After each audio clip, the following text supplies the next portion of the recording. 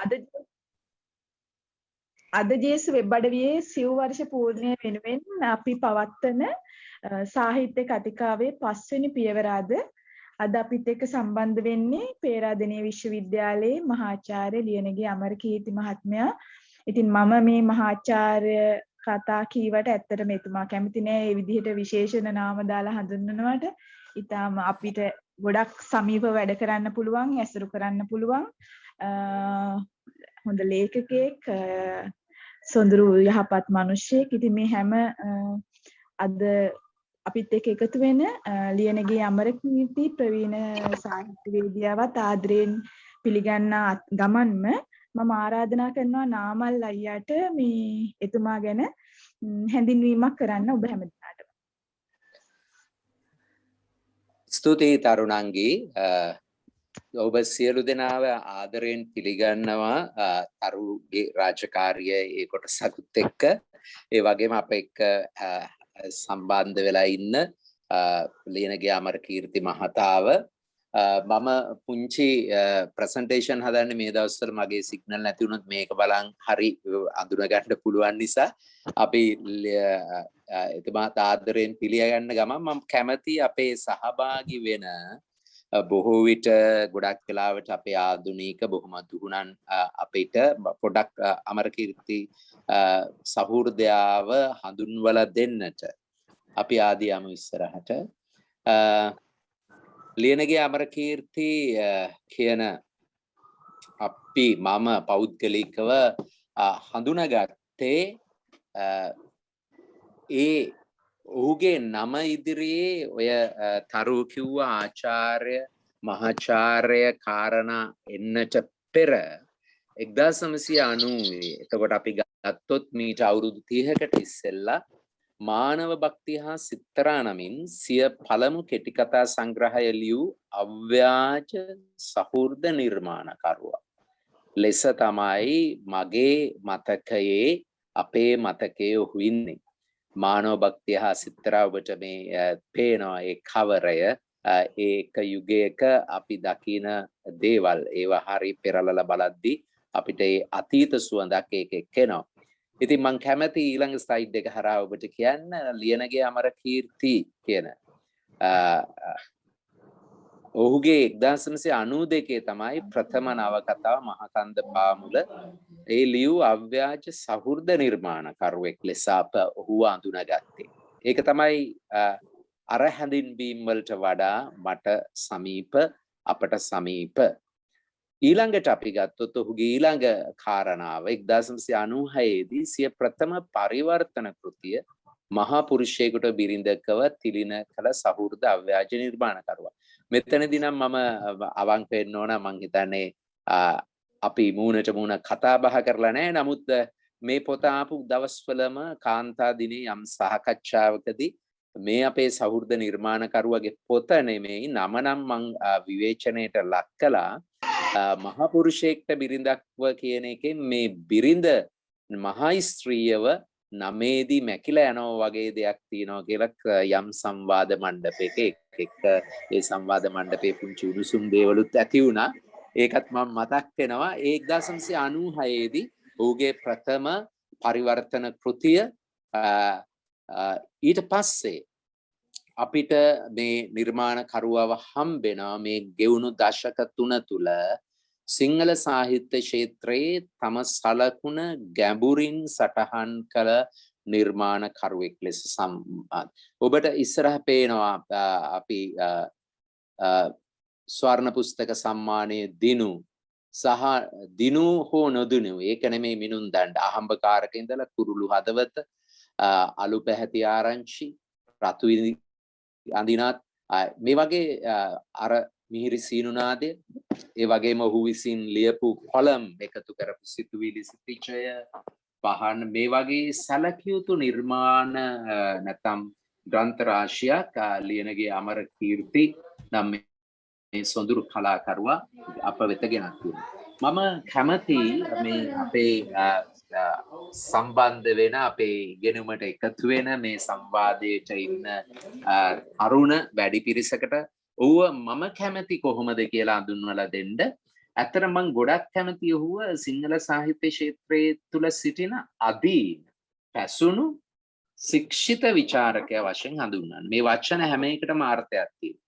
අදීන කියන්නේ දීන භාවයක් නෑ. ඒක ගුරුකුලයක හෝ කොහෙටවත් බැඳිච්ච.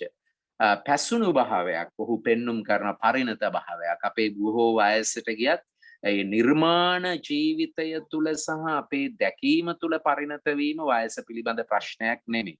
ඉතින් ශික්ෂිත කියන්නේ ශික්ෂණය ලැබපු අපි හැම ශිෂ්‍යෙක්ම ශික්ෂණය ලබන්නේ වෙන්න ඕනේ. ඒ ශික්ෂණයෙන් තොර නැහැ. විචාරයේදී අපිට තිබුණේ එහෙමයි පිටකසා ගැනීමේ විචාර හෝ දෙන්නම් බැටේ විචාර තමයි තිබුණේ. ඉතින් ඒක මං හිතන්නේ ඔහු සමාජ මෙහෙවරක් ලෙස මොකද අපේ අධ්‍යතන සිංහල සාහිත්‍ය විචාරය කියන අවශ්‍යම භූමිය තුල ඔහු කැපවීමෙන් කටයුතු කරන මොකද ඒක අද ගොඩක් වෙලාවට වල් වැදිච්ච තැනක තියෙනවා. ඉතින් ඒක අපේ නොමැද පැසසුමට ලක් වෙනවා. ඇත්තටම මම හිතන විදියට නම් මේ වෙලාවේ යම් විදියකින් ඒ කාර්යයේ නිරත වෙන බොහොම අතලොස්සක් දෙන අතර ප්‍රමුඛ විචාරකයා ඔහු මේ නව කවි සලකුණ වගේ දේවල් තුලින් ඔහු යම් කිසි තමා ලියන කෙනෙක් නැත්නම් ලේඛකෙක් නොවි එතනින් එහාට ගිහින් පමණක් නොවි යම් සමාජ කාර්යයක ඊළඟ පරම්පරාවන් වලට අධ්‍යයනයට උපකාර කරමින් ඉන්නවා. ඊළඟට මම තවත් පොඩ්ඩක් ඔබට හඳුන්වලා දෙන්න කැමතියි. මම තවත් කැමති දෙයක් තමයි අපේ මේ අද අපිව අමතන මේ නිර්මාණකරුවගේ මම දකින විදියට ඔහු රටට ඉදිරිපත් කරන වැදගත් සම්ප්‍රදානයක් තමයි මානව ශාස්ත්‍ර අධ්‍යාපනය හා කලාවන් සම්බන්ධව ඔහු කරන ශාස්ත්‍රීය වූද ප්‍රායෝගික වූද මැදිහත් වීම. මම මේ වචන දෙකම පාවිච්චි කරනවා. ඔබ මානව ශාස්ත්‍ර අධ්‍යාපනය අද වෙනකොට ලෝකයේ පුරාම කප්පාදුවට ලක් කරන විෂයමාලා වලින් මානව ශාස්ත්‍ර අපි කියන්නේ නිකන් සරල වශයෙන් කිව්වොත් සමහර වෙලාවට ඔබට මේක පරණ කලා විෂයන් පිළිබඳව ඒවා කපලා දාන ඒව වැදගත් නෑ. අපි දකිනවා පහුගිය කාලේ අපේ රටේ නායකින් පවා මේ විෂයන් ගැන දක්වන එක. ඉතින් ඒ වගේම මේ කලාවන් සම්බන්ධව ඔහු ශාස්ත්‍රීය මැදිහත් වීමක් මේ ඔහු පරිවර්තනය කරපු ඉතාම වැදගත් කෘතියක්. ඔබ කියවිය යුතු ගැඹුරින් නැවත නැවත කියවිය යුතු කලාව කුමකටද කියන මේ පරිවර්තන කෘතිය. ඒක ඉතාම වැදගත් කාරණයක්. ඒ විතරක් නෙමෙයි තව කෘති කීපයක්ම නිකුත් කළා. ඒ වගේම විවිධ සංഭാෂණවලදී විශ්වවිද්‍යාල උපාධි ප්‍රදානෝත්සවවලදී ඔහු කරන කතා සහ මේ මැදිහත් වීම ඉතාම වැදගත් අපේ ගෞරවයට පත් වෙනවා. ඊළඟට මට කියන්න තියෙන්නේ මේ කෙටි හැඳින්වීම අවසන් කරන්න. අද අප කතා කරන විෂය කියන්නේ නවකතාව පිළිබඳ විවාහාරික ඔහු නිකම් නෙමෙයි ඔහු නවකතා කරුවෙක් සම්මානලාභී. ඒ නිසා ඔහු ඒකේ යෙදෙන කෙනෙක්. ඒකේ සම්මානිත වෙච්ච කෙනෙක්. වෙසසින්ම මේ විෂය ගැන කතා කිරීමට අපිට ඉන්න ප්‍රාමාණිකයා කියලා මා දකින ඔහුව මේ මොහොත වෙනකොට මොකද ඔහු විශ්වවිද්‍යාල කතිකාචාර්යවරයෙක් ලෙස මේ විෂය පිළිබඳව ගැඹුරින් හදාරපු කෙනෙක් වශයෙන් ඒ වගේම තරුණ නවකතාකරුවන් වෙත 2006 දී ඔහු ලියු කෘතිය ඊටාම වැදගත් කෘතියක්. ඔබ සියලු දෙනා මං හිතන්නේ ඒ කෘතිය අනිවාර්යෙන් මේ නවකතාව ගැන යම් ගැනීමක යෙදෙන්න හිතනවා නම් සොයාගෙන කියවිය යුතුයි. අවසාන වශයෙන් මම කැමති ඊළඟ ස්ලයිඩ් එක හරහා ඔබට කියන්න අර මං ඉස්සෙල්ලා කිව්ව දේ මේ ශික්ෂණය ඔහු ලබන්නේ සංස්කෘතික විවිධත්වයේ කෙරෙහි පළල් දැක්මක් ඇතුව. දැන් මේක එක්තරා විදියක අපි ක්‍රිස්තියානි පසුබිමක අපි අනිත් සහෘදයෝ මේක ඉන්නවා. නමුත් එවැනි පසුබිමකින් තමයි මේ සාහිත්‍ය සංකතනයට නැත්නම් අපේ මේ පාඨමාලාව තියෙන්නේ. ඔහු මේකත් එක්ක එකතු වෙන්නෙම මෙන්න මේ ගැඹුරු ශික්ෂණයේ සංස්කෘතික විවිධත්වය ලෝකයේ තියෙන විවිධ සංස්කෘතීන් පිළිබඳ තුලනාත්මක සාහිත්‍ය අධ්‍යයනයක් ඔහු ලබලා තියෙනවා. ඒක තුල ලැබු ශික්ෂණයක් තියෙනවා. ඒ නිසා ඔහු යම් කිසි විදිහක ස්වාධීන චින්තකයෙක් ලෙස වගේම මේ සමාජය පිළිබඳ දේශපාලන යථාර්ථය ගැන සවිඥානික කෙනෙක් ලෙසයි මේක තියෙන්නේ. ඒ නිසායි මම බෙහෙවින් කැමති වෙන්නේ අද දවසේ ඔහුට ඇහුම්කන් දීමම ඔබට ඔබ නවකතාවක් ලියුවත් නැතත් ඔබ මේ නිර්මාණ කරන යෙදුනත් නැතත් වැදගත්. ඉතින් අවසාන වශයෙන් පහුගිය වසර 30 තුල කෘති 40කට ආසන්න සංඛ්‍යාවක් වූ විචාර ලිපි 100 ගණනක් ඉදිරිපත් කරලා තිනවා. ඒ වගේම අවසාන වශයෙන් මම කැමැති ඔහු හඳුන්වන්න ඔහු සමාජයේ සාධනීය වෙනසක් වෙනුවෙන් මැදිහත් වන සමාජ ක්‍රියාදරයෙක්. මට මතකයි අධ්‍යාපනයට 106 වැඩසටහන අපේ විරෝධතාවයේදී ඔහු පැහැදිලිවම අපි ඒ ගමන් කරපා ගමන තුල ඉන්න එහාට ගිය සමාජ ක්‍රියාදරයෙක් ලෙසත් ඔහුගේ දායකත්වය දෙනවා. ඉතින් මේ කෙටි හැඳින්වීම මම හිතනවා අසාධාරණයක් නැහැ කියලා මගේ අතින්. ඒකත් එක්ක තරුණංගි මම නවතිනවා. ඊටම සතුටින් අද මේ සන්ධ්‍යාවට එකතු වෙන්න ලැබීම ගැන. ස්තුතියි නාමල් අයියේ. අපි එහෙමනම් වැඩි කාලය නොගෙන අපි ලියනගේ අමරකීර්ති මහත්මයාට ආරාධනා කරමු මෙතනින් එහාට සංවාදයේ ඉදිරියට මෙහෙයවන්න. බොහොම ස්තුතියි මගේ මේ මම ගැන කරපු හැඳින්වීමට ඉතාම කරුණාවන්ත මේ හැඳින්වීමක්. මට මෙතන පොඩි ප්‍රශ්නයක් තියෙනවා. ඔබේ මාව පේන විදිය ටිකක් දුරු ගතියක් ඇති. මම ඒකට පොඩ්ඩක් මම මූව් කරන්න පුළුවන් ලයිට් එකක් තියෙනවා. එච්චරම ගැටලුවක් නැහැ බයි. දැන් කොහොමත් මම ප්‍රසන්ටේෂන් එක ෂෙයා කරාට පස්සේ මාව පේන එක නැති වෙනවා. ඒ හින්දා ප්‍රශ්නයක් නැහැ කොහොමත්. හරි. එහෙමනම් මේ බොහොම ස්තුතියි මේ අවස්ථාව මට ලබා දුන්නට ආරාධනා කරාට.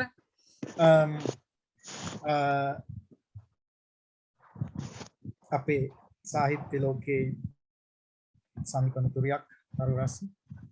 ඉතින් අපි මට ඇය කියපු ආකාරයට මම හිතන්නේ ඇය කිව්වේ මේ මෙතන විශේෂයෙන් නවකතා කලාව ගැන ලොකු ශාස්ත්‍රාලීය පසුබිමක් ශාස්ත්‍රීය පසුබිමක් නැති පිරිසක් කියලා මෙතන සහභාගී වෙන්නේ. නමුත් ඒක මම වාචාර්ථයෙන්ම ගත්තේ නෑ. මම දන්නවා ඔබ අතර දැන් මෙතන ඉන්න 50කට කිට්ටු පිරිසක්. ඒ අය අතරින් මේ ඔබ සියලු දෙනාම නවකතා කියවලා තියෙන නවකතා කලාව ගැන යම් යම් අදහස් තියෙන අය කියන ආවරේ ඉඳලා. නමුත් මම ටිකක් සරල කරුණු වලින් මේ මාතෘකාව ගැන කතා කරන්න කැමතියි. මට පළවෙනි කොටසේ කාලය තරු කොච්චර වෙලාද තියෙන්නේ? මගේ ඉදිරිපත් කිරීම සම්පූර්ණ වෙලාව අපිට 9යි කාල වෙනකම් ගන්න පුළුවන්. ඒක ඇතුලේ 9ට අපි කතාව ඉවර කළා පැය කාලක් සාකච්ඡාවට තියාගමු. හරි. අපි බලමු මේ දැන් PowerPoint presentation එකක් නිසා මට ඕන වෙලාවක මේ සමහර මේ ස්ලයිඩ්ස් ස්කිප් කරන්න පුළුවන්. අපිට වෙලාව පිළිබඳ ප්‍රශ්න එනවා නම් ඒකට බය වෙන්න එපා. එහෙනම් මම ෂෙයා කරන්න මේ දැන් ඔබට පේන්නට අවශ්‍යයි මගේ ප්‍රසන්ටේෂන් එක පළවෙනි ස්ලයිඩ් එකට ගියාම නවකතා රසවින්දනය කියන මාතෘකාව මම හිතන්නේ අපි විශ්මික ඔයාලට පේනවද ස්ලයිඩ් එක? මම නිකන් අහඹු ලෙස නමක් කිව්වේ. නිකුනිකා පේනවද ස්ලයිඩ් එක? ස්ලයිඩ් එක පේනවා. එහෙනම් යන්න පුළුවන්. මොකද සමහර මේ අර මොබයිල් ඩිවයිස් වල එහෙම මේ සමහර ෆොන්ට්ස් වර්ග පේන්නේ නැති වගේ ප්‍රශ්න තියෙනවා නම් මට කියන්න මම මොන හරි විකල්පයක් පාවිච්චි කරනවා. දැන් මේකට මම මේ මාතෘකාවට එළඹෙන්නේ නවකතාව කියන එක මෑතකදීම නවකතාව කියන විෂය ගැන ලියවිලා තියෙන ලෝකයේ සාහිත්‍ය න්‍යාය දරයන් අතින් ලියවිලා තියෙන පොත් තරම් බැලුවොත් ඒ හැමෝම එකඟ වෙන දෙයක් තියෙනවා. නවකතාව කියලා කියන්නේ පුදුමාකාර සුඛනම්‍යතාවක් තියෙන සාහිත්‍ය විදියක්. අපි ඒකට සාහිත්‍ය මේ ශානරය කියලා කියන සාහිත්‍ය විදියක්, සාහිත්‍ය ප්‍රභේදයක් කියලා අපි කියමුකෝ. ඒ කියන්නේ ඒ නවකතාව නැමැති සාහිත්‍ය විදිය, ඒ කතා කීමේ විදිය නමණ්ඩ හැඩගහන්න වෙනස් කරන්න පුදුමාකාර සුඛනම්‍යතාවක් තියෙනවා. දැන් ඒක අපිට ඒ සුඛනම්‍යතාව අපිට තේරෙනවා අපි ඒක සංසන්දනය කරොත් අපේ සම්භාව්‍ය දකුණු ආසියානු සාහිත්‍ය ප්‍රභේදයක් වන මහා කාව්‍ය වගේ එකක් එක්ක. ගොඩක් ඒ ගැන විස්තර කියන්න ඕනේ නැහැ. මහා කාව්‍ය කියන එක ලියන්න ගියාම අනිවාර්යයෙන්ම මේ මහා කාව්‍යයක් වීම සඳහා තිබිය යුතු වර්ණනා වර්ග ගොඩක් තියෙනවා.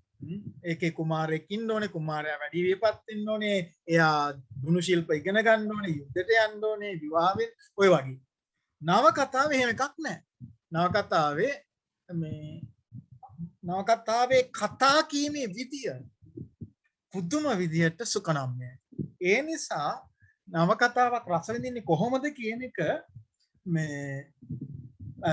කියනකොට ඒ නවකතාව නැමැති කලා මාධ්‍යයෙන් වෙන සුකනම්‍යතාව අපේ රසවින්දනය තුලම අඩංගු වෙන්න ඕනේ කියන එක ගැන අපි මුලින්ම තේරුම් ගන්න ඕනේ.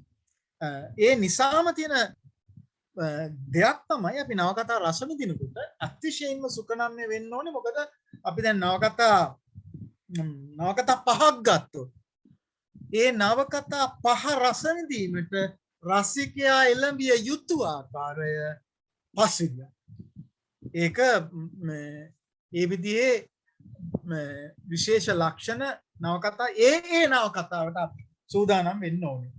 කිය රසිකයෝ විදියට. මම ඒ වගේ දේවල් ආවරණය කරන්න බලාපොරොත්තු වෙනවා. අපි ප්‍රසන්ටේෂන් එක ඔස්සේ යමු.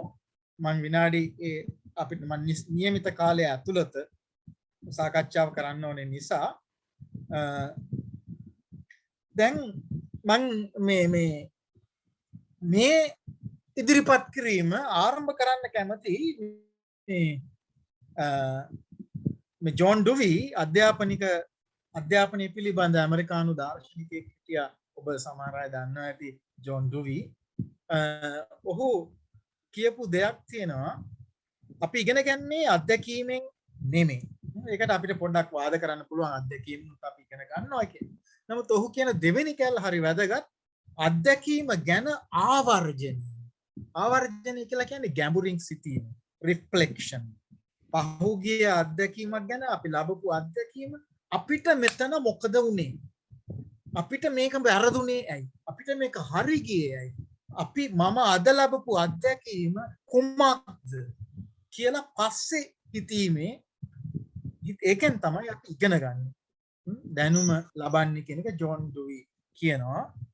මම මේක කියන්නේ පොදුවේ සාහිත්‍යයක් විශේෂයෙන් නවකතාවක් අපිට දෙන වැදගත්ම අවස්ථාවක් තමයි මේ ආවර්ජනය පිණිස ලබා දෙන සාහිත්‍යික අවස්ථාව. නවකතාවක් කියවද්දී අපි ඒ අදාළ චරිත ගැන, කතාව ගැන, චරිත වලට වෙච්ච දේවල් ගැන ආවර්ජනය කරනවා. මොකද නවකතාව අපිට ඉදිරිපත් වෙනකොට, අපි නවකතාව කියවගෙන යනකොට නවකතාවේ චරිත මුණ දෙන අත්දැකීම අපි පහු කරමින් යන්නේ. ඉතින් නවකතා කලාව සකස් වෙලා තියෙන්නේ අන්නේ ආවර්ජනය සඳහා කියලා අපිට කියන්න පුළුවන්. මේ ජෝන් ඩුවිගේ ප්‍රවේශ. ඔහු නවකතා ගැන ගොඩක් ලියපු කෙනෙක් නෙමෙයි. නමුත් මේ කාරණය මම හිතනවා හරිම වැදගත් කියලා. ඊළඟටම අමාර කිව්වනේ නවකතාව ගාක් මේ සුකනම්යයි කියලා. නවකතා ලියන විදි වෙනස්, නවකතා පටන් ගන්න විදි වෙනස්. සමහර නවකතා පටන් ගන්නවා ඉස්සර කාලේ මෙන්න මෙහෙම කෙනෙක් හිටියා. තව නවකතා පටන් ගන්නවා ඉතා මිටි මිනිහෙක් අපේ නගරයට ආවා. ඔය වගේ නොඒක ආකාරවලින්. එතකොට අර ගම්පෙරළිය පටන් ගන්නවනේ කොග්ගල වූ කලී කියලා හැම. අපි හැම නවකතාවකින්ම බලාපොරොත්තු වෙනවා නම් කොග්ගල වූ කලී කියලා අපිට මේ වරදින්න. දැන් උදාහරණයකට දැන් අපි ගමුකෝ එනා කරණීනා නවකතාවේ මගේ ළඟ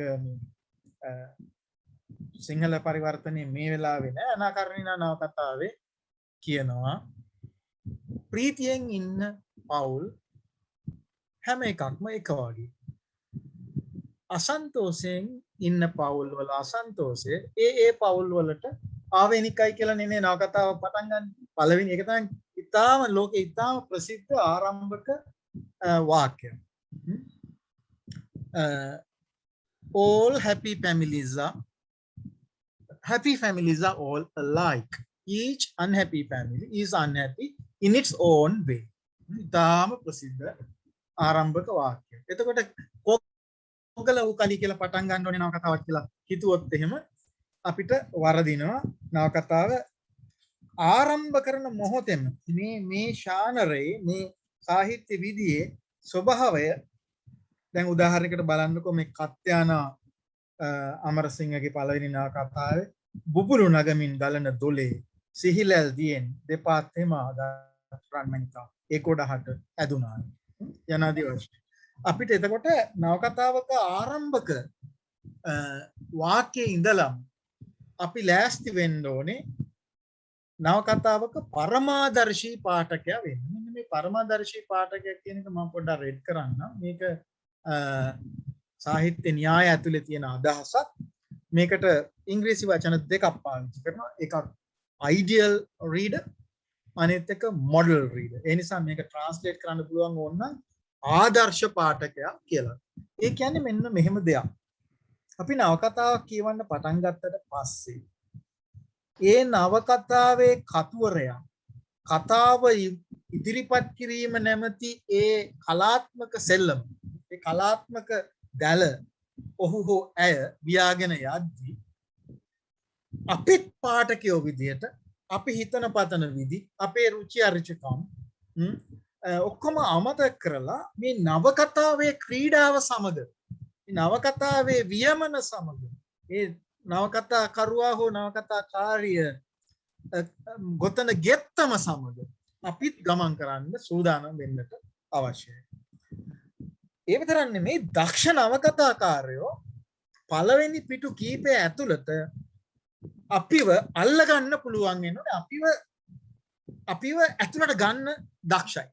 එයා කියනවා දැන් උදාහරණයකට දැන් මම දැන් මැදිවිය කෙනෙක් මම නවකතාවක් කියවන්න පටන් ගත්තට පස්සේ පිටු කීපයක් යනකොට මම දන්නේම නැතුව මගේ පඬිතකම් මගේ උගත්කම් මම කියවලා තියෙන අනිත් නවකතා මගේ තර්ක විතර්ක ඔක්කොම පැත්තක තියලා නවකතාවේ මේ කතාවත් එක්ක බැඳිලා ඒ නවකතාව මේ විශේෂ කතුවරයා ඉදිරිපත් කරන විශේෂ ආකාරයක් එක්ක බැඳිලා ඉස්සරහට ගමන්. මෙන්න මේක අපි නවකතා කියවද්දී ඇති කරගන්න ඕනේ පළවෙනි සුදුසුකම. හැබැයි ඒකෙන් අදහස් වෙන්නේ නැහැ නවකතාව කියලා ඉවර වුණාට පස්සේ ඒ කියවපු නවකතාව දිහා අපිට දුරස්තව විස්චාරශීලීව බලන්න බැහැ කියන එක අදහස් වෙන්නේ නැහැ. ඒක කරන්න පුළුවන්. හැබැයි ඒක කරන්න කලින් අපි හොඳ පාඨකය වීම සඳහා අර ඒ නවකතාව ඉල්ලා සිටින ක්‍රීඩාව කිරීමේ හැකියාව. මම ක්‍රීඩාව කියන වචනේ පාවිච්චි කරන්නේ හිතාමතාමයි. ඒක එක්තරා ආකාරයක විනෝදාත්මක ගමනක්. ඒ ගමන යන්න අපි සූදානම් වෙන්නට අවශ්‍යයි. දැන් අපි නවකතාවක් කියවගෙන යනකොට දැන් මට මේ තරු කියපු දෙයක් තමයි මේ නවකතාවක් කොහොමද කියවන්නේ කියන එක ගැන ඊටාම ආධුනික පිරිසක් සමග මේ කොහොමද මේක බෙදාගන්නේ මේ අදහස මේ අපි සාකච්ඡාව කරන්න කියන එක ගැන හිතන්න කියලා. ඒ අර්ථයෙන් ගත්තාම මම හිතුවා ඔයගොල්ලන්ට ටිකක් ආරම්භක උපදේශ දෙකක් දෙන්න. මේක ඇත්තටම මේ මම විතරක් නෙමෙයි මේ ඇමරිකානු මහාචාර්යවරයෙක් ඉන්නවා. ඔහුගේ නම හැරල්ඩ් බ්ලූම්. ඔහු දැන් අවුරුදු 90ක් විතර වයසයි. ඔහු ලිව්වා හරි අපූර්ව පොතක් How to Read and Why කියලා. ඒකේ ඔහු එකේ නවකතා ගැන කියන කොටසේ ඔහු දෙන උපදේශයක් හොඳ නවකතාවක් කියවනකොට මේ ඒක හොඳින් කියවන්න පාවිච්චි කරන්න පුළුවන් උපක්‍රමයක් තමයි මේ නවකතාවේ තියෙන ප්‍රධාන චරිතය. ඒකෙන් අදහස් වෙන්නේ එක චරිතයක් කියලා. කතා නායකයා හෝ නායිකාව නෙමෙයි. ප්‍රධාන චරිත නවකතාව තුලදී යම් වෙනස් වීමකට ලක් වෙනවද? ඒ වෙනස් වීම වලට හේතු මොනවද කියන්නේ. දැන් මෙන්න මේ වෙනස් වීම කියන එක මහාචාර්ය බ්ලූම් එක ඒ තරම් පැහැදිලි කරන්න අපිට ටික විවිධාකාරයෙන් තේරුම් ගන්න පුළුවන්. චරිතයක අභ්‍යන්තරික වෙනස් වීමක්. ඒ කියන්නේ මානසික වෙනස් වීමක්. ඒ චරිතය ජීවත් වෙන තැන වෙනස් වීමක්. අපි හිතමු ගෙයක් අතහැරලා යනවා. ගමක් අතහැරලා නගරයට යනවා. ඒ වගේම ඒ චරිතයක දැනුම පිළිබඳ වෙනස් වීම. චරිතයේ ජීවත් වෙන විදිය දැන් උදාහරණයකට අපිට ගන්න පුළුවන් ඇනා කැරනිනා නවකතා. ඇනා ගේ විවාහේ බිඳ වැටෙනවා. ඒක එක්තරා වෙනස් වීමක්. ඊට පස්සේ අපිට අහන්න පුළුවන් ඒ ඇයි කියලා. මේ වගේ. අපිට කල්පනා කරන්න පුළුවන්. ඉතින් මේකට තව ප්‍රශ්න එකතු කරන්න පුළුවන්. අපි පොඩ්ඩක් ඉස්සරහට යමු මේ කතා බහ කරමින්.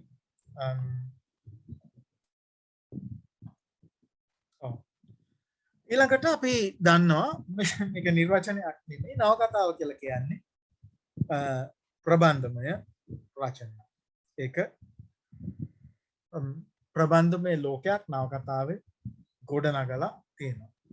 එතකොට අපිට සිද්ධ වෙනවා අපි ඉන්න මේ තත්ත්ව ලෝකේ, සැබෑ ලෝකේ, අපේ දෛනික ලෝකේ ප්‍රබන්ධමය ලෝකයකට මාරු වීමේ හැකියාව අපිට තියෙන්නට අවශ්‍යයි. දැන් උදාහරණයකට නවකතාව කියන එකට හිතන්නකෝ අවුරුදු 80 ගානක මිනිස්සෙක්ගේ ජීවිතේ නවකතාවකින් කියනවා කියලා. එතකොට අපිට අවුරුදු 80 ගානක් ලියන්න පොතක් ලිව්වොත් ඒක නවකතාවක් නෙමෙයි. ප්‍රබන්ධ රචකයෝ පැය කීපකින් කියවන්න පුළුවන්. වැඩිම වුණොත් දවස් කීපකින් කියවන්න පුළුවන් විදියට ඒ අවුරුදු 80 මිනිස්සයාගේ ජීවිතය පිළිබඳ ඒ නවකතා කරුවාට හෝ කාර්යයට කියන්නට අවශ්‍ය කතාව ව්‍යුහගත කරනවා. එතකොට අපි ඒකට නොයෙක් තාක්ෂණික පද පාවිච්චි කරනවා. මම එකක්වත් මේ සාකච්ඡාවේදී මම පාවිච්චි කරන්නේ නැහැ. කතා වින්‍යාසය, දෘෂ්ටි කෝණාරාමය ඒවා මුකුත් මම කියන්න අදහස් කරන්නේ නැහැ. වෙනම වචන මාලාවකින් කතා කරන්නයි කැමති. දැන් හැබැයි අර ප්‍රබන්ධමය ලෝකේ ගොඩනගද්දී ඒක ඒ නවකතා කරුවාට හෝ නවකතාකාරයට ආවේනික ආකාරය ගොඩනගනවා. එතකොට ඒ ප්‍රබන්ධමය ලෝකය ඇතුලේ ගිහිල්ලා අපි තත්ත්ව ලෝකයේ තියෙන නීති රීති තත්ත්ව ලෝකයේ තියෙන හේතුඵල තර්කණය කියන්නේ මේක නිසා මේක වුණා එදිනෙදා ජීවිතේ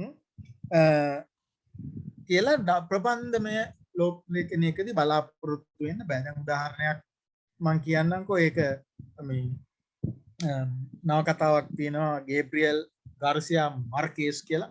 එහෙම තමයි ස්පාඤ්ඤ භාෂාවෙන් කියන්නේ ගාර්සියා මාර්කේස් කියලා.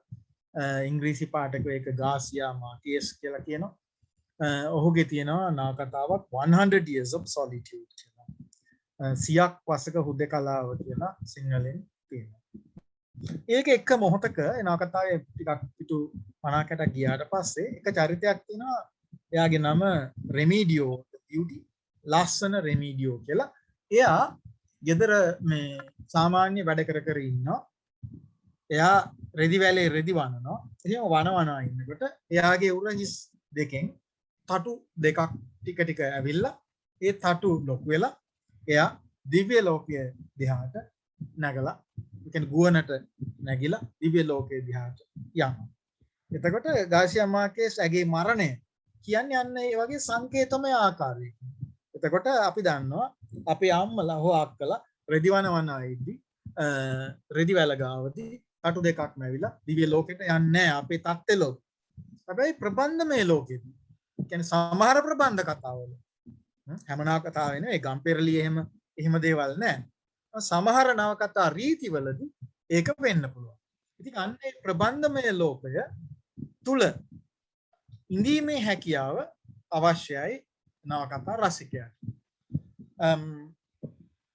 ඒ වගේම තමයි නවකතා කියවද්දී අපි අමතක නොකළ යුතු දෙයක් තමයි ඉන්න මම පොඩ්ඩක් ලොකු කරන්න පැහැදිලි මාදිනා අකුරු උදානම් මේ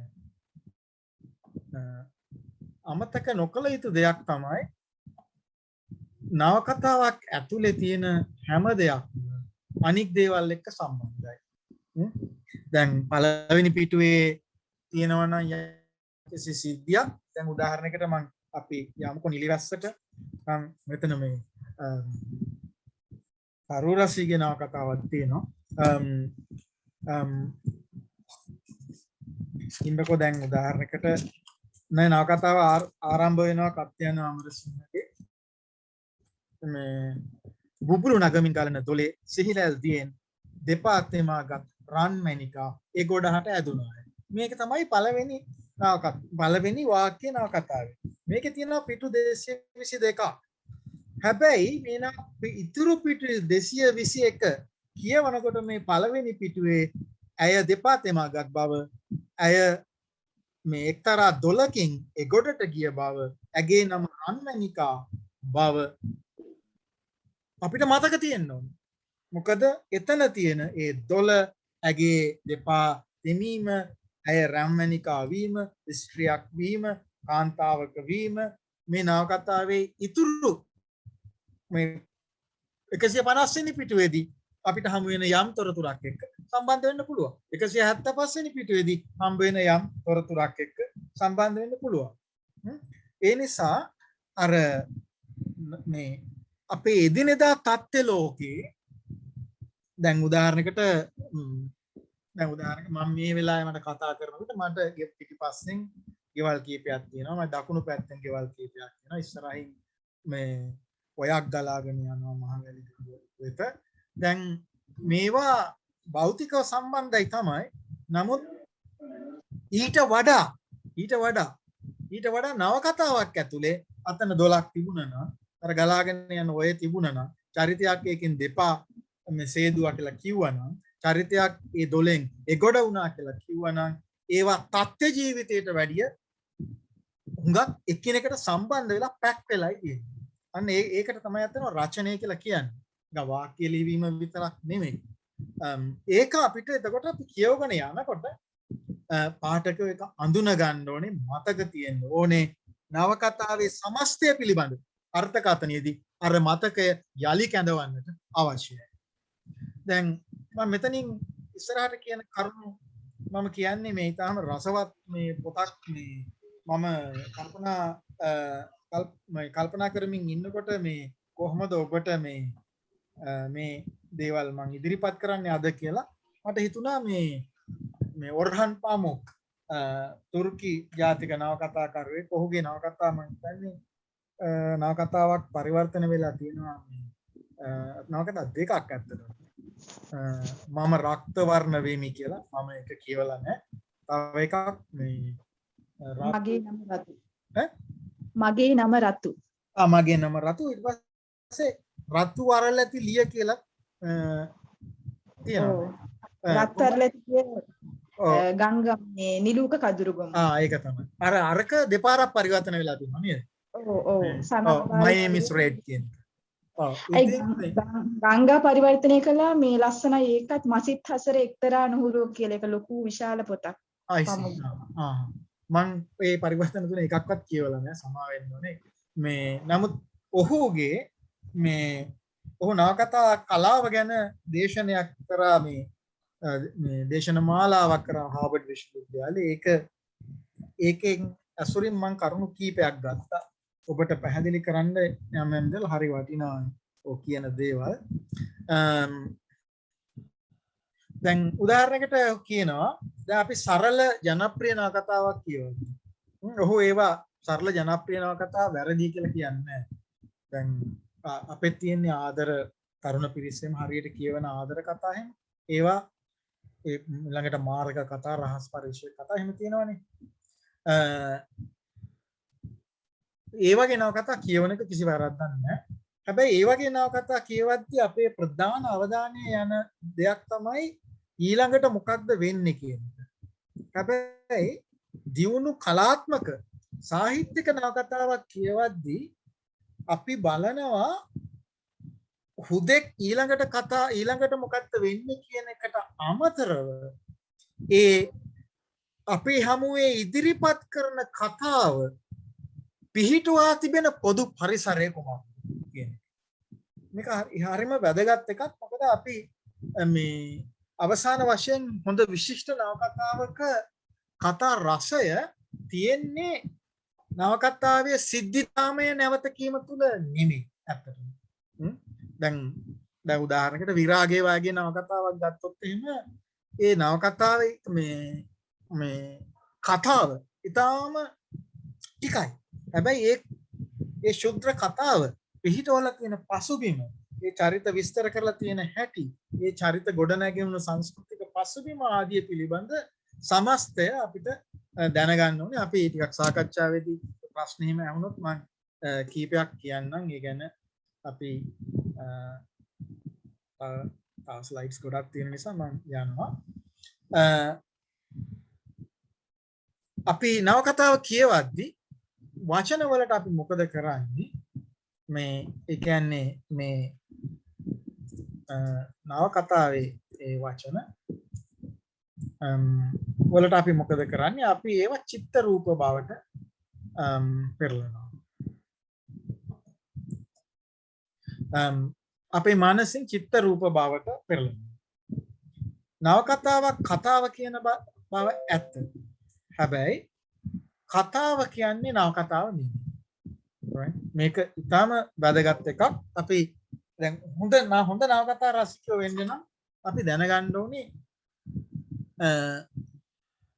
කතාව ඉක්ම වූ ඒ සමස්තය කුමක්ද? කොයි වගේ සන්දර්භයකද මේ කතාව මේ කතාකරුවා හෝ කතාකාරිය අපිට කියන්නේ? කොයි වගේ කාලයකද ඒක කියන්නේ? දැන් උදාහරණයකට බලන්නකෝ ඕනතරම් නවකතා සිංහලෙනුත් පරිවර්තන සිංහලෙනුත් තියෙනවා. දැන් අර බුක් තීෆ් කියන එකත් පරිවර්තන වෙලා මේක ගමුකෝ ගිම්හාන ගීතය පරිවර්තන වෙලා තියෙනවා. ඒකේ ජර්මන් නවකතාවේ රීඩර් ජර්මන් භාෂාවෙන් ඉස්සෙල්ලා ලියුනේ. ඒකෙන් තමයි රීඩර් කියන චිත්‍රපටියක් හදුනේ. එතකොට දෙවැනි ලෝක සංග්‍රාමයේ ඉවර වෙලා අර දෙවන ලෝක යුද්ධයට වග කියන්න ඕනේ යුදේ විරෝධී අය සම්බන්ධ නඩු හැම යන කාලේ. ඒකට කතාවක්. ඒකේ ටිකක් වැඩිහිටි කාන්තාවක් බොහොම තරුණ කොල්ලෙකුට මේ කොල්ලෙක් මගින් මේ ලෝකයේ විශිෂ්ට සාහිත්‍යය මොනවද කියලා ඇය ඉගෙන ගන්නවා. ඒ ගැටවරයාට කියනවා එයාට ඇහෙන්න කියවන්න. මොකද එයා නවකතාවේ අගදි තමයි අපි දැනගන්නේ ඇය නිරක්ෂරයි කියලා. ඇයට කියවීමේ හැකියාව නැහැ කියන ඉතින් කතාවේ. ඉතින් දල වශයෙන් ඊට පස්සේ ඇය හිරේ යනවා, මේ මැරෙනවා හිරේදී. ඕක තමයි කතාව. හැබැයි මේ නවකතාවේ සමස්ත අර්ථය අපිට දැනගන්න නම් ඇයි ජර්මන් නවකතාකරුවෙක් මෙවැනි කතාවක් වර්තමාන ජර්මනිය කියන්නේ කියලා. වර්තමාන ජර්මනිය කියන්නේ වර්තමාන යුරෝපයේ ඇතුළත් සංක්‍රමණිකයන්ට, සුළු ජාතිකයන්ට, වෙනත් ආගමික කණ්ඩායම් වලට යම් යම් දේශපාලන පීඩන තියෙන සන්දර්භයක කියනවා. ඒ වගේම අර නව නක්ෂිවාදීන් ජර්මනිය නැගිලා එන සන්දර්භයක කියනවා මේ කතාව. ඇයි එතකොට කියන්නේ කියන එක කියන්නේ කවදාද කියන එකෙන් වෙන් කරන්න බෑ. එතකොට කතාව විතරක් නෙමෙයි අර්ථය. ඒක කියන අනෙක් දේවල්.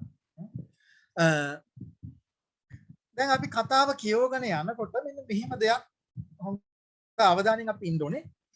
කතාව කියනකොට නවකතා කරුව පාවිච්චි කරනවා චරිත විස්තර කරනවා, පසුබිම විස්තර කරනවා.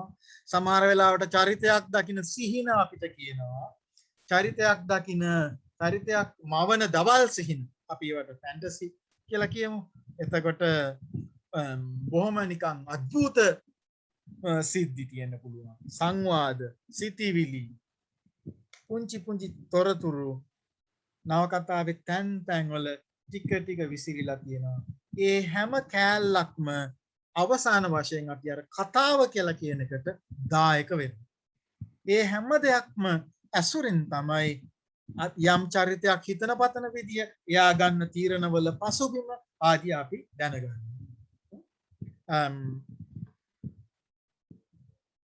නවකතාවක් කියවද්දී අපි නිතරම කල්පනා කරන මේක හරියම වැදගත් එකක්. මේකත් ගත්තු අදහසක්. ඔහු කියනවා මෙහෙම නවකතාවක් කියවද්දී අපි නිතරම කල්පනා කරනවා මේකෙන් කොච්චරක් නම් ඇත්තද කොච්චරක් නම් පරිකල්පිතද කියලා. දැන් ඕනම නවකතාවක් අපි කියවත් දැන් මම වුණත් දැන් නවකතා කියන්නේ මම අදත් නවකතා කියවන්න හරි ආසයි. මේ අවුරුදු දැන්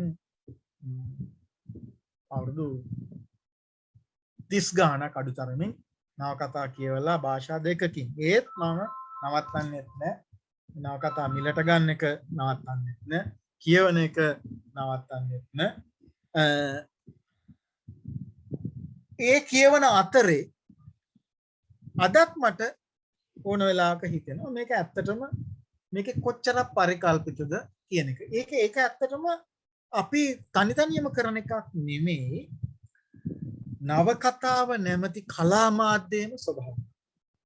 ඇත්තටම අන්න ඒ අඩවිය දෙක අතර ඇත්ත පරිකල්පිත. මේ අඩවි දෙක අතර යම් කිසි චරිත මාලාවක් සහ කතාවක් සමග යම් නිශ්චිත කාලයක් ගත කිරීම නැමැති අත්දැකීම තමයි නවකතාවෙන් ලැබෙන අත්දැකීම. ඒ නිසා ඒ ගැන අපි කරන කල්පනාව නිසා තුන්වෙනි මානයක් මතුවෙනවා. මේ ඔරහන් පමුක්ගේ වචන නවකතාව නිසා ඇතිවන තුන්වෙනි මානය කියන එක ඇත්ත ලෝකෙට අහු වෙන්නේ නැහැ. ප්‍රබන්ධමය ඒ දෙකටම අහු වෙන්නේ. මේ දෙක අතර ලෝකයක්. දැන් උදාහරණයකට දැන් බලන්නකො මෙහෙම. දැන් අපි ඕනතරම් කීප සැරයක් කියවලා තියෙන නවකතා තියෙනවා. මලගිය ඇත්තෝ වෙන්න පුළුවන්. දෙවොන්දරාසන් නොරිකොසන් පියල් නන්දා සරෝජිනී අරවින්ද මේ චරිත ගැන අපේ මතකේ දැන් තියෙන්නේ කොහෙද? ඇත්තටම මේ නවකතා කියවලා ඒවා ගැන ගොඩක් මේ කතා බහ කරලා හිතලා මතලා ඇත්තටම මේ චරිත සහ ඒ කතාව දැන් තියෙන්නේ වික්‍රමසිංහ ලියපේවා කොග්ගලවත් සරච්චන්ද්‍ර ලියපු එක ජපානයේ සහ ලංකාවේවත් නෙමෙයි. ඒක තියෙන්නේ එක්තරා තුන්වෙනි අඩවියක. මේ තුන්වෙනි අඩවිය ඒ කියන්නේ ඒවා ගැන නැවත අපි කල්පනා කරමින් අපේ විඥානයේ නවකතාව ඇසුරින් මතුවනේ ඒ තුන්වෙනි ලෝකය. දේශපාලන තුන්වෙනි ලෝකය නෙමෙයි. මේ ප්‍රබන්ධමේ තුන්වෙනි අඩවිය හරි මිහිරි. අපිට අත්දැකීම් සපයනවා. අපිට දේවල් උගන්වනවා. මේ මොනවද කියලා ඊළඟ ස්ලයිඩ්ස් කීපේ තියෙනවා. නවකතාවේ එක තියෙන භාෂා ශෛලිය වගේ දේවල් හුඟක් කේන්ද්‍රීය කාරණා නෙමෙයි. නමුත් ඒවා පවා කතා කීමේ ප්‍රීතියට අදාළයි. දක්ෂ නවකතාකාරයෝ ඒ වගේ මේ ශෛලිය වගේ දේවල් භාෂා ශෛලිය වගේ දේවල් නවකතාවේ කේන්ද්‍රයට අදාළ වෙන විදිහට භාවිත කරනවා. ඒ වැඩේට විශේෂ දක්ෂකම තියෙන්නට අවශ්‍යයි. දැන් ගොඩක් අය සමහර අය දැන් මම වුණත් ඇත්තටම කියවනවා නවකතා විශේෂයෙන් නවකතාව කියවලා ඉවර වෙලා ඒක මගේ කැමැතිම නවකතාවක් නම් මම ඒක මේ විටින් විට මගේ රාක්කෙන් අරගෙන නැවත නැවත කියවනවා. ඒ තියෙන සමහර පිටුවක් දෙකක් ශෛලිය සඳහා. දැන් මම මෙතන මේ ස්ලයිඩ් එකේ කියපු දේ අතර මේ ඔරහන් පමුක් විතරක් නෙමෙයි මම තව මූලාශ්‍රය සහ මගේ අත්දැකීම් ඇසුරින් කියන එකක්. දැන් හුඟක් දක්ෂ ලේඛකයන්ගේ නවකතාවල භාෂා ශෛලිය කියන්නේ කතාවක දවටනයක් නෙමෙයි. ඒ කියන්නේ නිකන් ටොෆියක් ඔතලා තියෙන කොලයක් වගේ එකක් නෙමෙයි භාෂා ශෛලිය. ඒක කේන්ද්‍රීය විදිහට අදාළ චරිතවලට සම්බන්ධයි. මම ඔයගොල්ලන්ට මේ මගේ එක ඡේදයක් කියවන්නම්. මේක මේ නොලිටා නවකතාවෙන් මේ සිංහලෙන් නෙමෙයි මම කියවන්නේ. ඒක සමාවෙන්න ඔයගොල්ලෝ නිකන් සමාවෙන්න ඕනෙත් නෑ. මේකේ ශබ්දේ විතරක් අහන්නකෝ. සමහර අය ඉංග්‍රීසි තේරෙන අයට තේරෙයි. නැති වුණත් ප්‍රශ්නයක් නෑ. නම් මේකේ මේ රිද්මය ඔබට දකින්න සලස්වන්නයි මම මේ යන්නේ. Lolita, light of my life, fire of my loins, my sin, my soul, Lolita, the tip of the tongue taking a trip of 3 steps down the palate to tap a tree on the teeth, Lolita. She was low, plain low in the morning, standing 4 feet 10 in one sock. She was Lola in slacks. She was Dolly at school. She was Dolores on the dotted line. But in my arms, she was always Lolita. දැන් බලන්න ඒකේ sound එක. ඒ නවකතාව ලොලිටා කියලා කියන්නේ නවකත් ඉංග්‍රීසි භාෂාව පුදුම මිහිරි විදිහට ලියපු ඒකත් එක්ක සෙල්ලම් කරපු නවකතාවක්. හැබැයි මේ භාෂාවත් එක්ක මේ විදිහට සෙල්ලක්කාරකම් කරන මේ කතාව කියන්නේ කවුද? කතාව කියන්නේ ඇත්තටම මිනිමරුවෙක්. මේ කතාව ඒ කියන්නේ එක්තරා ආකාරයක උමතු භාවයකට පත් වුණු මිනිමරුවෙක්. හැබැයි අර කතාව ඉදිරිපත් කරන ශෛලිය සමගම සෙල්ලම් කිරීම පොඩි උමතු උන්මාදයකින් වගේ සෙල්ලම් කිරීම එතකොට නවකතාවේ චරිත නිරූපණයට අවසාන වශයෙන් සම්බන්ධයි. දැන් එහෙම ලියන අය හුඟක් දක්ෂ අය එහෙම ලියන.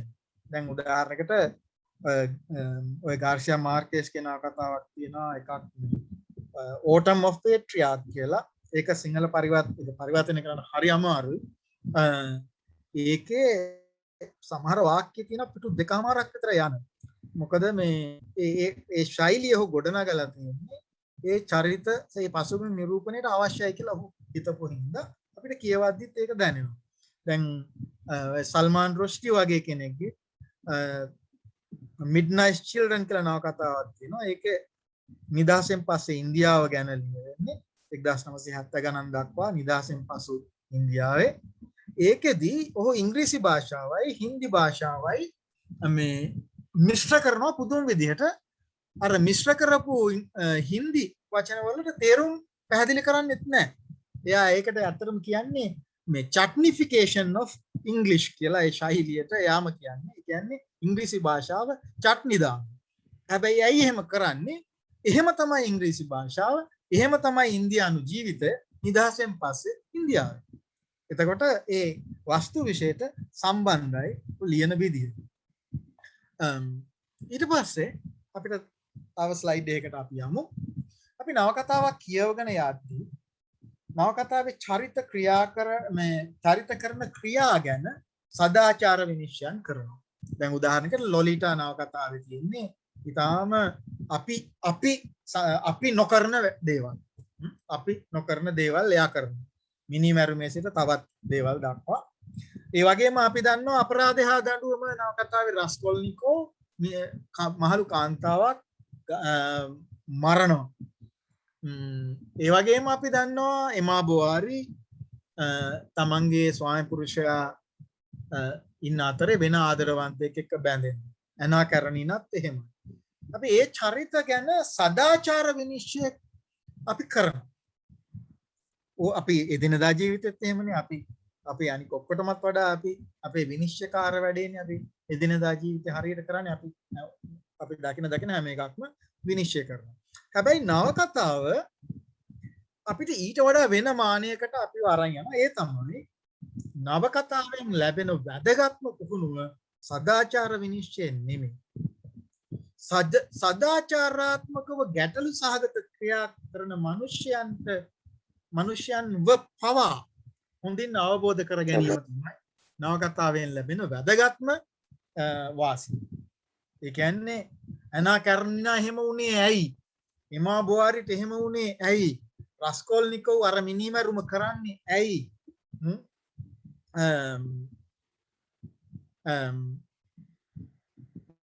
ඒ වගේ. ඒ නිසා නවකතාවේ දැන් අපේ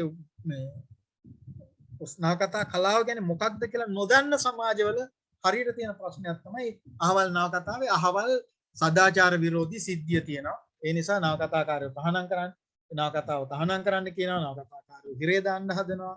හැබැයි නවකතාකාරයෝ අපිට උගන්වන්නේ ඒක නෙමෙයි. නවකතා කලාව තියෙන්නේ මේ සංකීර්ණ මනුෂ්‍ය ජීවිත ඇතුලේ මිනිස්සුયો කරන ඉතා සංකීර්ණ ක්‍රියා වඩා හොඳින් කොහොමද අවබෝධ කරගන්නේ කියන එක. ඒ පුහුණුව ලබා දෙන ලෝකෙ දැන් තියෙන වැදගත්ම කලා මාධ්‍ය නවකතාව. සිනමාවෙන් එක ලබා දෙනවා කියන්න පුළුවන්. නමුත් නවකතාවේ වැඩේ කරන්නේ මොකද? නවකතාව තියෙන්නේ මේක හුදෙකලා පාඨකයාගේ කලාවක්නේ. අපි තනිවම අර ඉස්සර මේ බණපොත් හඬ නගා කියනවා වගේ නෙමෙයි. අපි ඉතා පෞද්ගලික තැනක නිහඬව අපි තනිවම අර solitary reading කියන එකනේ අපි කරන්නේ. ඒ වැඩේට තමයි නවකතාව තියෙන්නේ. එතකොට මේ නවකතාවේ තියෙන අහවල් චරිත මේ විදියට හැසිරෙන්නේ ඇයි කියන එක ගැන අපි හුදකලාව කරන භාවනාවක් වගේ දෙයක් තමයි නවකතාවේදී වෙන්නේ. ඒකේ නවකතාව නැමැති කලා මාධ්‍යම ස්වභාවය. ඒ නිසා අපිට ලැබෙන දෙයක් මේ ඔරහන් පාමුක් නෙමෙයි. මේ දැන් අපි එයාගේ අදහස් නෙමෙයි මේ දැන් කියන්නේ. අර මම අඳුනලා දෙනකොට කිව්වනේ අර කලාව කුමකටද කියලා පොතක් ගැන. ඒ පොත ලිව්වේ මාර්තා නස්බෝම් මහාචාර්යවරිය. ඇගේ ඒ පොතේ තියෙන අතර මේ අදහස මේ ඇගේ තවත් පොත්වල දැන් උදාහරණයකට ඔබට එක පොත් පෙන්වන්න නෙමෙයි මම සැලසුම් කරේ. නමුත් මේ පොත මෙතන තියෙන නිසා cultivating humanity මනුෂ්‍යත්වය වගා කිරීම මනුෂ්‍යයා වගා කිරීම කියන පොතක් ඇලිව්වා. ඒකේ කියනවා මේ සහවේදනීය පරිකල්පන කියලා අදහසක්. ඒකෙන් අදහස් වෙන්නේ අපිට වඩා වෙනස් මිනිස්සු, ජනවාර්ගිකව වෙනස්, ආගමික වශයෙන් වෙනස්, ලිංගික වශයෙන් වෙනස්, වයසින් වෙනස්, ප්‍රදේශයෙන් වෙනස්, රටෙන් වෙනස්, සංස්කෘතියෙන් වෙනස් මිනිස්සු ජීවත් වෙන හැටි සහවේදනීය වශයෙන් වටහා ගැනීමේ කලාවක් තමයි නවකතාව. ඒකෙන් නවකතාව අපිට ඉඩ දෙනවා අපිට වඩා වෙනස් මිනිස්සුන්ගේ ජීවිත වෙත පාරිකල්පනිකව ලං වෙන්න. මෙන්න මේ පුහුණුව හරිම වැදගත්. නවකතාවෙන් ලැබෙන වැදගත් දෙයක්. ඒ නිසා අපි ඔබ කියවන නවකතාවල මිනිමරුවෝ ඉන්න පුළුවන්. ස්ත්‍රී දූෂකයෝ ඉන්න පුළුවන්. අපි එදිනෙදා ජීවිතයේ ස්ත්‍රී දූෂකයෝ මිනිමරුවෝ ගැන මොනවා හිතුවත් නවකතාව ඇතුළේදී අපිට පුහුණුවක් ලැබෙන්නට අවශ්‍යයි. ඒ චරිත ගැන, ඒ චරිත වලට ඒ තත්ත්වයේ ඒ ඉරණම අත්වීම ගැන ටිකක් ගැඹුරු පරිකල්පනයක යෙදෙන්න. ඊළඟ තව දෙයක් තමයි අර කියපු කාරණේටම සම්බන්ධ එකක් තමයි මේක අපිට ගොඩක් වෙලාවට ලැබෙන්නේ නැති දෙයක්. එදිනෙදා ජීවිතයේදී නවකතාව ඉතාම දක්ෂ විදිහට ඒ වැඩේ කරනවා. ඒ තමයි නවකතා රස විඳීමේ සැබෑ ප්‍රීතිය තියෙන්නේ. නැත්නම් අපිට ඒකට ඕනනම් තව ටිකක් සරල කරලා කියන්න පුළුවන්. එක් සැබෑ ප්‍රීතියක් තමයි කතානායකයාගේ හෝ කතානායිකාවගේ ඇසින් ලෝකය දකින්නට අපිට ලැබෙන හැකි අවස්ථාව. ඒ කියන්නේ අපිට අවස්ථාවක් ලැබෙනවා අපි නොවන වෙන චරිතයක ඇහෙන් ලෝකේ බලන්න. දැන් උදාහරණයකට අපේ ගම්මුකෝ මේ සමහර නවකතාවල කතකයා උමතු එක්කෙනෙක් මේ ලොලිටා වගේ. දැන් ඒ මට නම් ලෝකයේ පිළිබඳ හුඟක්ම ඇත්ත පේන්නේ උමතු අයගේ ඇස් වලින් ලෝකෙ දිහා බැලුවා. ඒ අවස්ථාව මට නවකතාවලින් සෑහෙන්න ලැබිලා තියෙනවා. ඒ වගේම තමයි මට ස්ත්‍රී කතානායිකාව නැත්නම් ස්ත්‍රී චරිතවල ඇහෙන් ලෝකේ පේන විදිහ බලනකොට පිරිමියෙක් විදිහට මම ලෝකේ දකින්නට වඩා වෙනස් විදිහකට දේවල් අපිට පේනවා. ළමයින්ගේ ඇහෙන් දැන් බලන්නකෝ අර මේ මම ඒක හැම අවුරුද්දෙම පාවිච්චි කරනවා මගේ පාඨමාලාවක මේ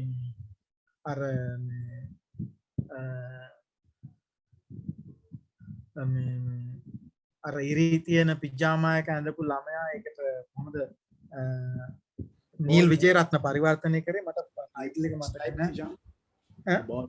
Boy with striped pajama? It's translation I'm talking about. I don't remember the Sinhala title. Yeah, that's the striped pajama, the boy with the striped pajama. ඒ නවකතාවේදී අර දෙවන ලෝක යුද්ධයේ හිංසනය අපිට දරුවෝ දෙන්නෙක්ගේ ඇහෙන්නේ පෙන්වන්නේ. එතකොට ඒ දරුවාගේ අහිංසකත්වය පිළිබඳ මේ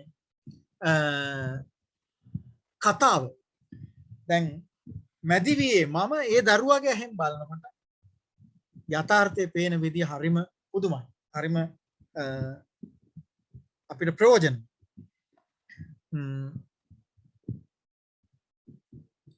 අපි මම පොඩි අභ්‍යාසයක් විදිහට මේ විරාගයේ කෑලි කීපයක් කියවන්න මම හිතුවා. නමුත් ඒක අපි දැන් අතාරිමු. ඊළඟට තමයි මේ දැන් මේ අය කොහොම තරුණ අය නම් මේ නවකතාව නිසා ඇත්තටම නවකතාව ඉතාම ජනප්‍රිය සාහිත්‍ය විදියක් වීම එක රහසකුත් මෙතන තියෙනවා. ඒ තමයි මේ ජර්මන් භාෂාවෙන් නවකතාව අඳුන්වන එක විදිය. නවකතාව එක ධාරාවක් ඇත්තටම අඳුන්වන විදියක් තමයි මේ බිල්ඩුන්ස් රෝමන් කියන එක. ඒකට කියන්නේ novel of formation කියලාත් අපිට කියන්න පුළුවන්. මම සාමාන්‍යයෙන් සිංහලෙන් පාවිච්චි කරන්නේ කලවයස එළඹීම පිළිබඳ නවකතා කියලා. ඉංග්‍රීසියෙන් එකට කියන coming of age novels කියලා. ඒ කියන්නේ දැන් ඔය අපේ එදිනෙදා ජීවිතයේ අපි එකිනෙකාගේ අත්දැකීම් ක්ෂේත්‍රය ගොඩාක් සීමිත වෙන්න පුළුවන්. දැන් උදාහරණයකට ලංකාවේ ජීවත් වෙමින් ලැබිය යුතු සංකීර්ණ අත්දැකීම් සියල්ලම මගේ අවුරුදු 20 පුතාට ලැබෙන්නේ. කොරෝනා හින්දා ඒක හොඳටම අඩු වෙලා තියෙන්නේ ලැබෙන්නේ. නමුත් එයා ඊටාම සියුම් විදිහට හොඳට කියවන්න පුළුවන්. දැනටමත් නවකතා 100 ගාණක් කියවලා තියෙන කෙනෙක්. ඒ හැබැයි නවකතාව ඔස්සේ එයාගේ coming of age වෙලා වෙනවා. කියන්නේ ඒ කලවයස එළඹීම එයාට ලැබෙනවා. කියන්නේ ජීවිතේ නැමැති සංකීර්ණ අඩවිය පිළිබඳ ගැඹුරු අවබෝධයක් සැබෑ ජීවිතයේදී සංකීර්ණ අත්දැකීම් වලට මුහුණ නොදී ලබා ගන්න පුළුවන්. දැන් ඉංග්‍රීසියෙන් නම් මේ වගේ නවකතා ධාරාවකුත් තියෙනවා. ගොඩක් වෙලාවට මේ නවකතාවේ ප්‍රධාන චරිතත් ඒ වගේ තරුණ නොමේරු තරුණයෙක් හෝ තරුණියක් ඇත්ත ජීවිතයක ගැටිලා ජීවිතය ඉගෙන ගැනීම පිළිබඳ කතාව. ඉතින් නවකතා අර මාටින් වික්‍රමසිංහ හරි ලස්සනට කියනවා ඒක ඒ කාලෙම. එයා කියන්නේ මේ එක තැනක දෙතුන්පක කියනවා එයා. ඒක මම මේ ස්ලයිඩ්ස් හදන වෙලාවේ මට මතක් වුණේ නැහැ. ඒක නැත්තම් දාන්න තිබුණා. එයා කියන්නේ මේ හොඳ නවකතා 20ක් කියවන අවුරුදු 20ක තරුණයා අවුරුදු 60ක් ජීවත් වූ මහල්ලෙකුගේ ජීවිත පරිඥානය ලබයි. ඔන්න ඔය වගේ එකක් කියනවා. ඒ කියන්නේ හොඳ නවකතා 20ක් කියවන අවුරුදු 20ක තරුණයා අවුරුදු 60ක් ඇත්ත ජීවිතේ ජීවත් වෙලා ලබන ජීවිත පරිඥානය කියලා කියන්නේ ජීවිතය පිළිබඳ ගැඹුරු අවබෝධය ලබනවා කියන්නේ. ඒ මම හිතන්නේ වික්‍රමසිංහ ඉඟි කරන්නේ මෙන්න මේ වගේ දෙයකට එතන. ඉතින් සිංහලෙන් විතරක් ඔබ කියවනවා නම් සිංහල නවකතා කලාව මම හිතන්නේ නවකතා කලාව කියන්නේ මොකක්ද ඒකේ තියෙන ප්‍රයෝජන මොනවද කියන එක දැනගන්න ඕන තරම් පොතපත සිංහලෙන් හොඳ නවකතා ලියවිලා තියෙනවා. තරුණ අයත් ලියනවා. ඉතින් මම මේ කීපයක් ඔබට කියලා තියෙනවා. විරාගය, මලගිය ඇත්තෝ, හෙවණැල්ල චරිත තුනක් ඒ මුල් පරම්පරාවේ අතරින් හොඳ නවකතා කීපයක්.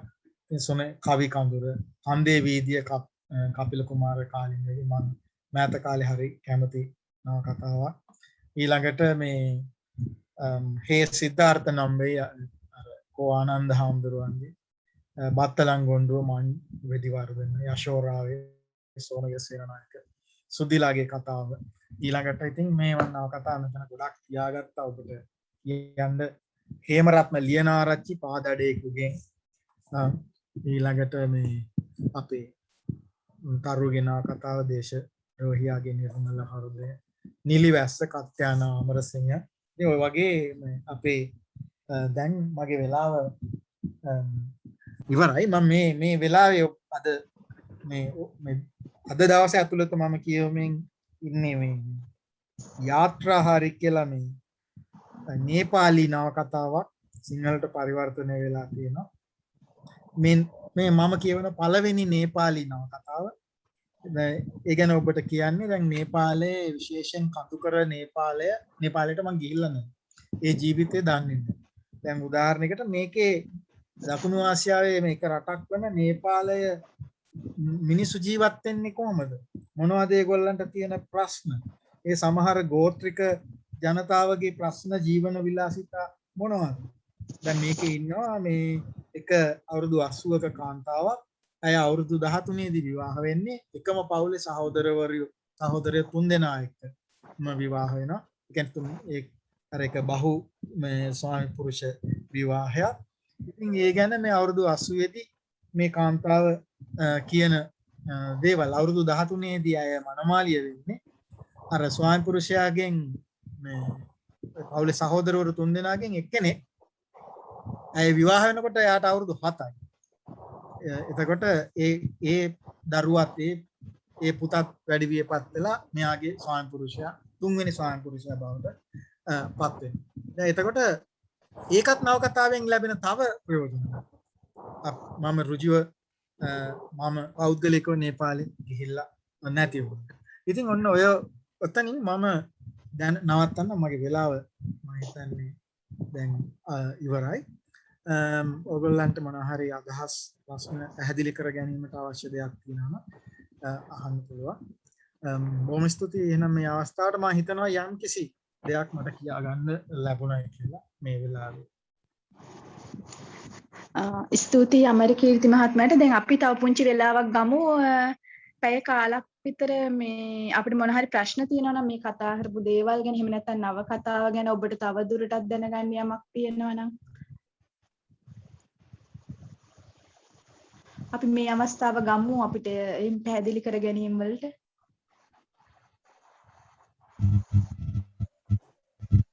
මට පොඩි පැහැදිලි කිරීමක් අවශ්‍ය තියෙනවා කතා කරන්න නේද? ඔව්. හෙලෝ. ඔව් මාලිය නපත් කියන්නේ.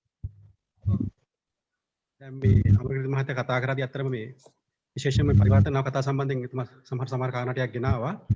නමුත් මට ඉගෙන කාරණාව තමයි සමහර ඒවා කියවද්දී දැන් මේ අපේ පරපුරේ විශේෂ පරිවර්තන කියවද්දී ඒවල ටිකක් මේ ගැඹුරු සම්බන්ධ ප්‍රශ්නයක් තියෙනවා. විශේෂයෙන්ම ගාමිණී වියංගන මහත්තයාගේ පරිවර්තනයක් කියවනවා. දැන් අපේ පරපුරේ කෙනෙක්ගේ පරිවර්තනයක් කියවද්දී ඒ වගේ ලොකු අඩුවක් දැනෙනවා. මොකද අපි මේ කොලරා කාලේ ආලේ වගේ එකක් කියවද්දී ඒකේ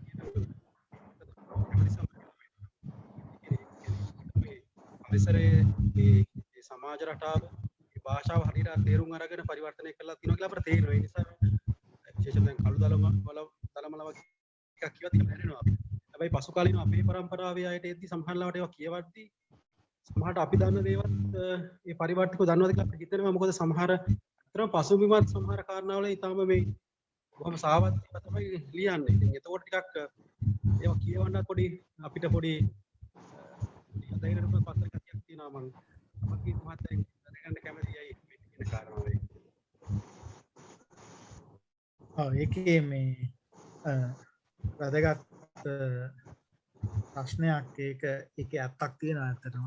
එහෙම දැන් උදාහරණයකට මම අර මගේ අර හැඳින්වීම කරපු මහත්මයා පෙන්වන්නේ මගේ අර සිතිවිලි සිතිජය කියලා පොතක්. ඒකේ මම එක රචනයක්ම නවකතාවක මේ ඔය නූතන මෑත කාල නවකතාවක පරිවර්තන එක මම වාක්‍යයෙන් වාක්‍ය අරගෙන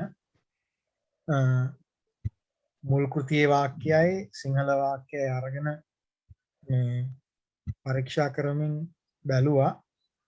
ඔය ප්‍රශ්න ගොඩක් තියෙනවා. ඒක නිතරම තියෙන ප්‍රශ්නයක්. ඒක ටිකක් මේ ග්‍රන්ථ කර්මාන්තයේ නිකන් විශාල දියුණුවක් නිකන් ප්‍රමාණාත්මක දියුණුවක් තියෙනවනේ. ඒ නිසා මේ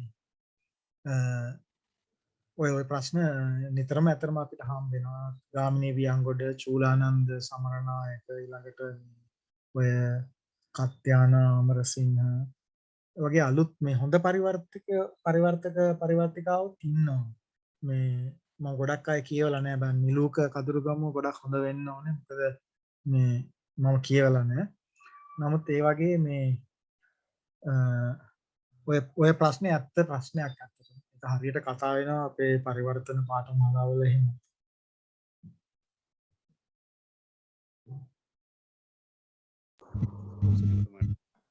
ඒ වගේම කාට හරි ගැටලුවක් තියෙනවද අපේ නවකතාද සිංහල නවකතා මෑත කාලේ නවකතා ඒ වගේ සම්බන්ධව?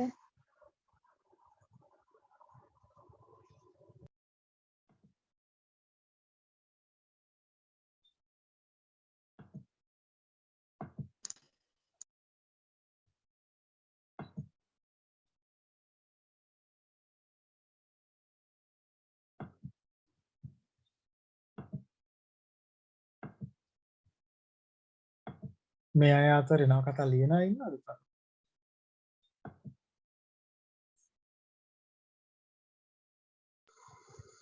අපේ පරිවර්තිකාවක් නම් ඉන්නවා මට පේනවා. හවුද?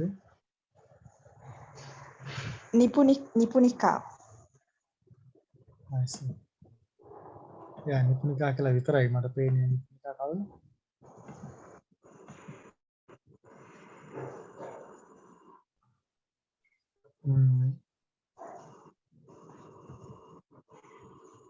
නිපුණිකාණන්ගේ පහුගිය වසරේ මේ පරිවර්තනය කළ පොත් දෙකක් ඉතාලි ලේඛිකාවක් සුසන්නෝ තමාරෝ කියන ඉතාලි ලේඛිකාවගේ කෘති දෙකක්. ඒක ඇත්තටම ඒකත් වෙනස් අත්දැකීමක් දෙන හොඳ මේ නවකතා දෙකක්.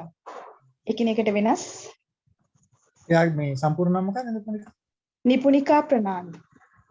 I see. ආ දන්නවා. ඔව්. නම ඒ අර කියවලා නෑ මම දැකලා තියෙනවා. හොඳයි. තව පොඩි පැහැදිලි කිරීමක් අවශ්‍යයි මට.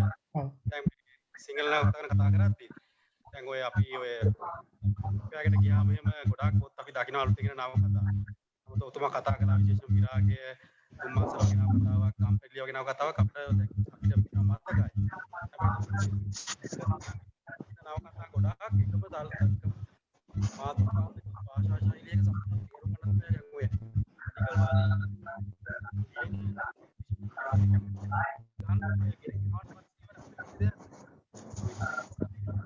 මේ තරු ඇහෙනවද මහත්තයා කතා කරන්නේ? මටත් මට ඇහෙනවා මාදි හොඳට.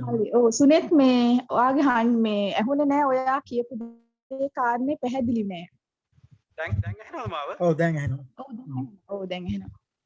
කිව්වේ දැන් මේ ඔතුමා කතා කළා බොහොම මේ අපි ආශාවෙන් කියපු නව කතා කීපයක් ගැන විරාගය එහෙම නැත්නම් තුම්මාසල වෙන්න පුළුවන් වගේ කාරණා කීපයක් අපි පැහැදිලිවම දැන් ඔය වාර්ෂික අපේ වෙබ්සයිට් අපි කළු තියෙන කතා ගන්නවා. අපි තම අපිට කියවද්දි තේරෙන කාරණාව තමයි බහුතරයක් නව කතා එකම ශෛලියක එකම නිකන් කතාවක් එක කියන්නේ මූලාශ්‍ර කතාවක් මතක හිටින්නේ නැහැ. අනිත් කාරණා මේ පතනායගේ පොත්පත ගන්න පේන විදිහට ගන්නවනේ. ඒක පේන විදිහට කිසිම හරයකුත් නෑ. ඒවල අර නමක් ලස්සන තියෙනවා ඇතුලේ එහෙම ප්‍රශ්නයක් අපිට පේනවා. ඉතින් අර එහෙම වෙද්දි සමහරලාට මේ පොත් ගෙනාවට කියවන්න හිතෙන්නේ නැහැ. ඒවට මොකක් හරි මේ අතරම ඒවල තියෙන ක්‍රමවේද මොනවද කියන සම්බන්ධ අපිට පැහැදිලි කිරීමක් කරගන්න පුළුවන් නම් හොඳයි. මොකද ඒක කියන්නේ ඒතර අපි පොඩක් ඒක නම් මේ මට ඒකට තෝරා ගැනීම පිළිබඳ ක්‍රමවේදයක් කියන එක ටිකක් අමාරුයි. ඔය මේ අලුත් පොත් ගැන යම් කිසි ආකාරයේ ඔය ප්‍රශ්නේ අත්තක් තියෙන්න පුළුවන්. හැබැයි මෙහෙම දෙයක් තියෙනවා මේ දැන් අර මම සඳහන් කරපු සමහර පොත් අපේ මතකයේ තියෙන්න එක ප්‍රධාන හේතුවක් තමයි ඒවා දශක ගණනාවක් මේ සාහිත්‍ය කතාබහේ ඇතුලේ ශාස්ත්‍රාලයේ ඇතුලේ එළියේ තිබිලා තියෙනවා. එතකොට මේ දැන් උදාහරණයකට දැන් තුම්මන් හන්දිය වගේ එකක් විශිෂ්ට නවකතාවක් හරි හොඳ නවකතාවක් තමයි. නමුත් ඒක විශිෂ්ට වෙන අතරෙම ඒ මට්ටමටම අපේ සමාජයේ ස්ථාවර වෙන්න වටින තව නවකතා තුම්මන් හන්දියට පස්සේ ලියවිලා තියෙනවා. නමුත් ඒවට එහෙම වෙලා එහෙම නොවෙන්න හේතුව තමයි ඒවර නිරන්තර කතා බහක නොතිබීම. දැන් අර මුල් කාලේ 1950 60 70 වගේ කාලේ ආපු නාකතා ඒ ලියපු නාකතාකාරයන් හරි වාසනාවන්තයි මේ එක ඒ අතකින් මොකද නිරන්තර ඒවා ගැන කතා බහක් තිබුණා මේ බොහොම මේ ඒවා නිකන් ඉතාම දරුණු ප්‍රහාරාත්මකව මේ පැත්තකට විසි කරලා දාන්න නැතුව බොහොම සුහද මේ බොහොම දයාබර විදිහට ඒවා ගැන කතා බහ කරන පිරිසක් හිටියා සංගරා සංස්කෘතියක් තිබුණා ඒවත් සෑහෙන හේතුවක් තමයි මේ අර සමහර පොත් ස්ථාපිත වෙන්න අපේ විඥානය ඒ කාලෙත් අර ඔබ කියපු ප්‍රශ්නේ තිබුණා සමහර පොත් අපේ මතකයෙන් ඉතාම හොඳ පොත් මේ නවකතා අපේ මතකයෙන් මැකිලා ගියා දැන් උදාහරණයකට දැන් සයිමන් නාගත්තේ ගමගේ ශීර සාගරයේ කැළඹින කියලා 1989 නවකතාවක් තියෙනවා. ඒ ගැන එහෙම අපි කතා කරනවා තාම මදි.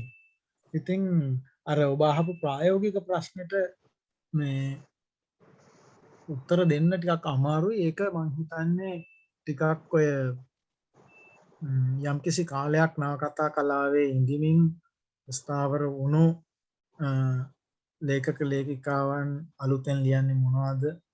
ඒවා ගැන යන කතා බහ මොනවද කියන එක ගැන සාවධානව ඉඳලම තමයි මම හිතන්නේ මේ තෝරා ගැනීම වගේ කාර්යය නම් කරන්න වෙන්නේ. නමුත් ඒ අතරේ තියෙන ප්‍රශ්නේ තමයි හුඟක් අලුත් ලේඛකයෝ පළවෙනි නවකතා ලියනවා.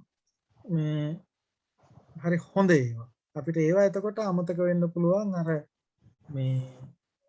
මොනවද මේ කවුරු හරි මේ නවකතාව හොඳයි කියලා කියනකම්ම බලාගෙන ඉන්න ගියාම ඔක හරි අමාරු වැඩක්. දැන් මම ඔයගොල්ලන්ට මේ මගේ කම්පියුටර් එක පොඩ්ඩක් හරවලා පෙන්නුවොත් මගේ ගාව පොත් 5000ක 6000ක පර්සනල් ලයිබ්‍රරි එකක් තියෙනවා. ඉතින් මේකේ අර ඔබ කියපු වර්ගයේ පොතුත් සමහර ඒවා තියෙනවා. ඉතින් මම ඒවා ගොඩක් වෙලාවට කියවන්නට දෙනවා. ඒ වගේ කරනවා. ඉතින් මේ ප්‍රශ්නේ මම හිතන්නේ අපි කාටවත් තියෙන ප්‍රශ්නේ.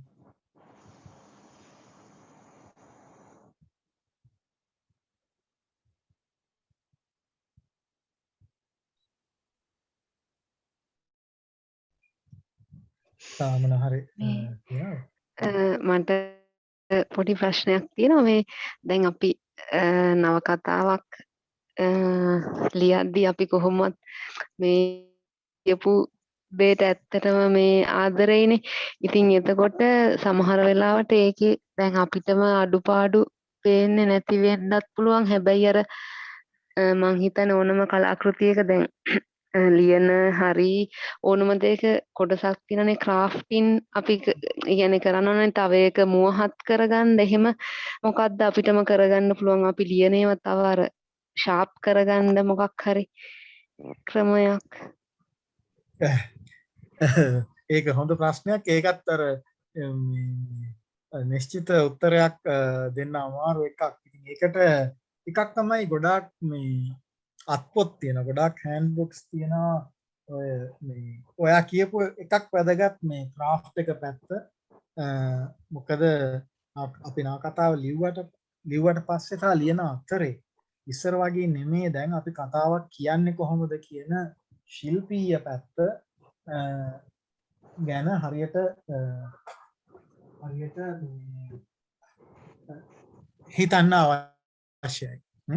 අවශ්‍යයි. ඉතින් ඒ ගැන මේ සිංහල භාෂාවෙන් තියෙන පොතපත එහෙම ටිකක් මදි. නිපුණිකා මේ ඉතින් දැන් මගේ පර්සනල් කලෙක්ෂන් එකේ දැන් මේ වගේ පොත් මේක හුඟක් වැදගත් පොතක්. Art of Fiction Ayn Rand ඊළඟට මේ Art of Fiction ගැන හරියට තියෙනවනේ ඉංග්‍රීසි භාෂාවෙන් මේ වගේ අත්පොත් ඒ වගේ යම් ඒ කියන්නේ මම නවකතාවක් කියන හැම වෙලාවකම එකක් පෙරලා බලනවා කියන එක නෙමෙයි. දැන් if you want to write Brenda මේ යුවලාන්ඩ් කියලා මේක ඉතා පරණ පොතක් සෑහෙන ප්‍රයෝජනවත්. ඊළඟට passion for narrative. ඉතින් මේ වගේ පොත් ටිකක් ඒ වගේ ප්‍රයෝජනයක් තියෙනවා ඇත්තටම. එකක් තමයි මේ වගේ ටිකක් පරණ පොත් මේවා ඇත්තට guide to the novel ඒවා ඒ වගේ දේවල් මං අද කතා කරන්න මං හිතුවේම නෑ මොකද ක්‍රාෆ්ට් එක ශිල්පයේ පැත්තේ දේවල් නිසා එකක් තමයි මේ ඒ ක්‍රාෆ්ට් එකත් ආර්ට් එකේම කෑල්ලක් නිසා ඔබේ කලාවේම කෑල්ලක් නිසා ඒක වෙන කෙනෙකුට කියලා කරව ගන්න බෑ. ඒ නිසා ඒක ඔබම කරන්න ඕනේ. ඒකට සාමාන්‍යයෙන් කරන්න පුළුවන් වැඩක් තමයි ටිකක් පැත්තකින් ඒක තියලා ආයේ කියවලා බලන එක. දැන් මම මේ දවස්වල කෙටි කතා පොතක වැඩ මේක මාසයක් විතර පැත්තකින් තියලා තමයි මම ආපහු ගත්තේ. ගත්තාම අනිත් මේ ඒ ගන්න කලිනුත් මම බාත්රූම් එකේ ඉන්නකොටත් මේ නිදාගෙන ඉන්නකොටත් මම මගේ අර පොඩි එළවලු වගා කරන එකක් තියෙනවා මම එතන වැඩ කරනකොටත් යම් සංඥම් කෑලි එනවා මේ නිතරම නේ. අනිත් එක තමයි මේ මෙන්න මේ වගේ නෝට්බුක්ස් තියෙනවා විතරම මගේ සාක්කුවේ. මේ එන පොග ගානක් තියෙනවා.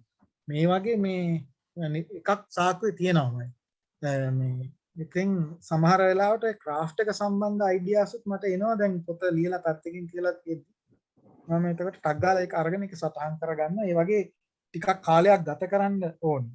තව එකක් තමයි මේ ටිකක් එක ක්‍රාෆ්ට් එකට උදව් වෙනවටත් වඩා ටිකක් හොඳ සමීප යාළුවෝ කට්ටියක් හදාගෙන මේ ඒවා මේ කියවන එක. ඔබ හඬ නගා කියවන්න ඕනේ. කියවද්දී යාළුවෝ මොනවා කිව්වේ නැති වුණත් ඔබටම ඇහෙනවනේ හඬ නගා කියලා. දැන් මම ගිය අවුරුද්දේ 2020 මයි කෙටි කතා පොතක් පළ කරා. ඒකේ අපි එතකොට කොරෝනා පළවෙනි රැල්ල කාලේ මේ අපි Zoom වලින් යාළුවෝ 4 දෙනෙකුට මම Zoom එකෙන්ම කතා කීපයක් කියෙව්වා. ඒ කියවනකොට සමහර වාක්‍ය ඈත ඉන්න අයට ඇහෙන විදිය කොහොමද කියලා සමහරලාට වාක්‍ය වෙනස් කරනවා. ස්ටයිල් එකේ යම් වෙනස් කිරීම කරනවා. මේ වගේ පොඩි ගෲප් එකක් නම් තරුණ කාලේ එහෙම පොඩි සගයව ටිකක් හදාගන්න එක හොඳයි මේ. ඒ වගේ වැඩවලට. එකක් අපි ඒ අර ඒ වගේ ඕන කරන පොතපත ගැන මම වට ඕනනම් ඊමේල් එකක් වගේ වුත් මම කියන්නම් ටයිටල්ස් ටික. ඔව් අපිට එහෙම ලැයිස්තුවක් දුන්නොත් පුළුවන් අපේ ගෲප් එකක් තියෙනවා WhatsApp ගෲප් එක මේ සාහිත්‍ය සංවාදයට සම්බන්ධ අපිට පුළුවන් හරහා දැනුවත් කරන්න. මම අර ඔයාගේ මේ WhatsApp එකටම ඕනනම් ටයිප් කරන්නම් මේ ඉවර වෙලා. හරි හරිනේ. හොඳයි. එහෙමනම් අපි ගොඩක් ස්තුතිවන්ත වෙනවා අපේ දයාබර සහෝදර සහෝදරයන් සියලුම දෙනා වෙනුවෙන් අද අපිත් එක්ක නවකතාව ගැන සාකච්ඡා කරන්න සම්බන්ධ වුණු අමරකීර්ති මහත්මයාට මම හිතන්නේ අපි හැමෝටම නවකතාව ගැන දන්න නොදන්න නවකතා කියවලා තියෙන නොකියවපු අපි හැමෝටම මම හිතනවා මේ සාකච්ඡාව වැදගත් කියලා අලුත් ඇහැකින් අලුත් දැක්මකින් අලුත් පියවරක් එක්ක නවකතා රස විඳින්න ඉදිරියට යන්න. ඉතින් අපි එතුමාට ගොඩක් ස්තුතිවන්ත වෙන ගමන් නාමල් අයියට අවස්ථාව ගමු දැම්ම අපි කිතුණු දැක්ම ඇති නවකතා කිහිපයක් ගැන කතා කරන්න. නාමල් ඉන්නව නේද? ඔව් නංගි හරි. මට උදව්වක් වෙනව මං හිතන්නේ අපේ ආදිත්‍ය මට පර්මිෂන් දෙන්න ස්ක්‍රීන් ෂෙයා කරගන්න.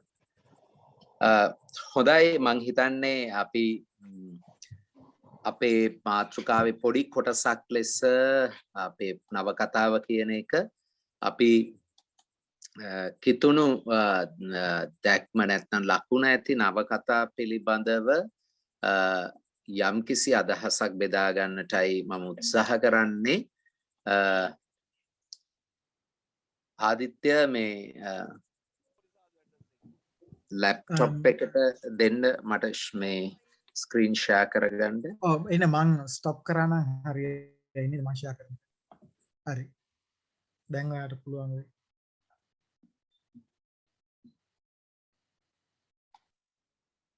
මම කතා කරන එක නෙමෙයි ආදිත්‍ය මම ලැප් එකකින් ඇවිල්ලා තිනවා එතනට. හරි.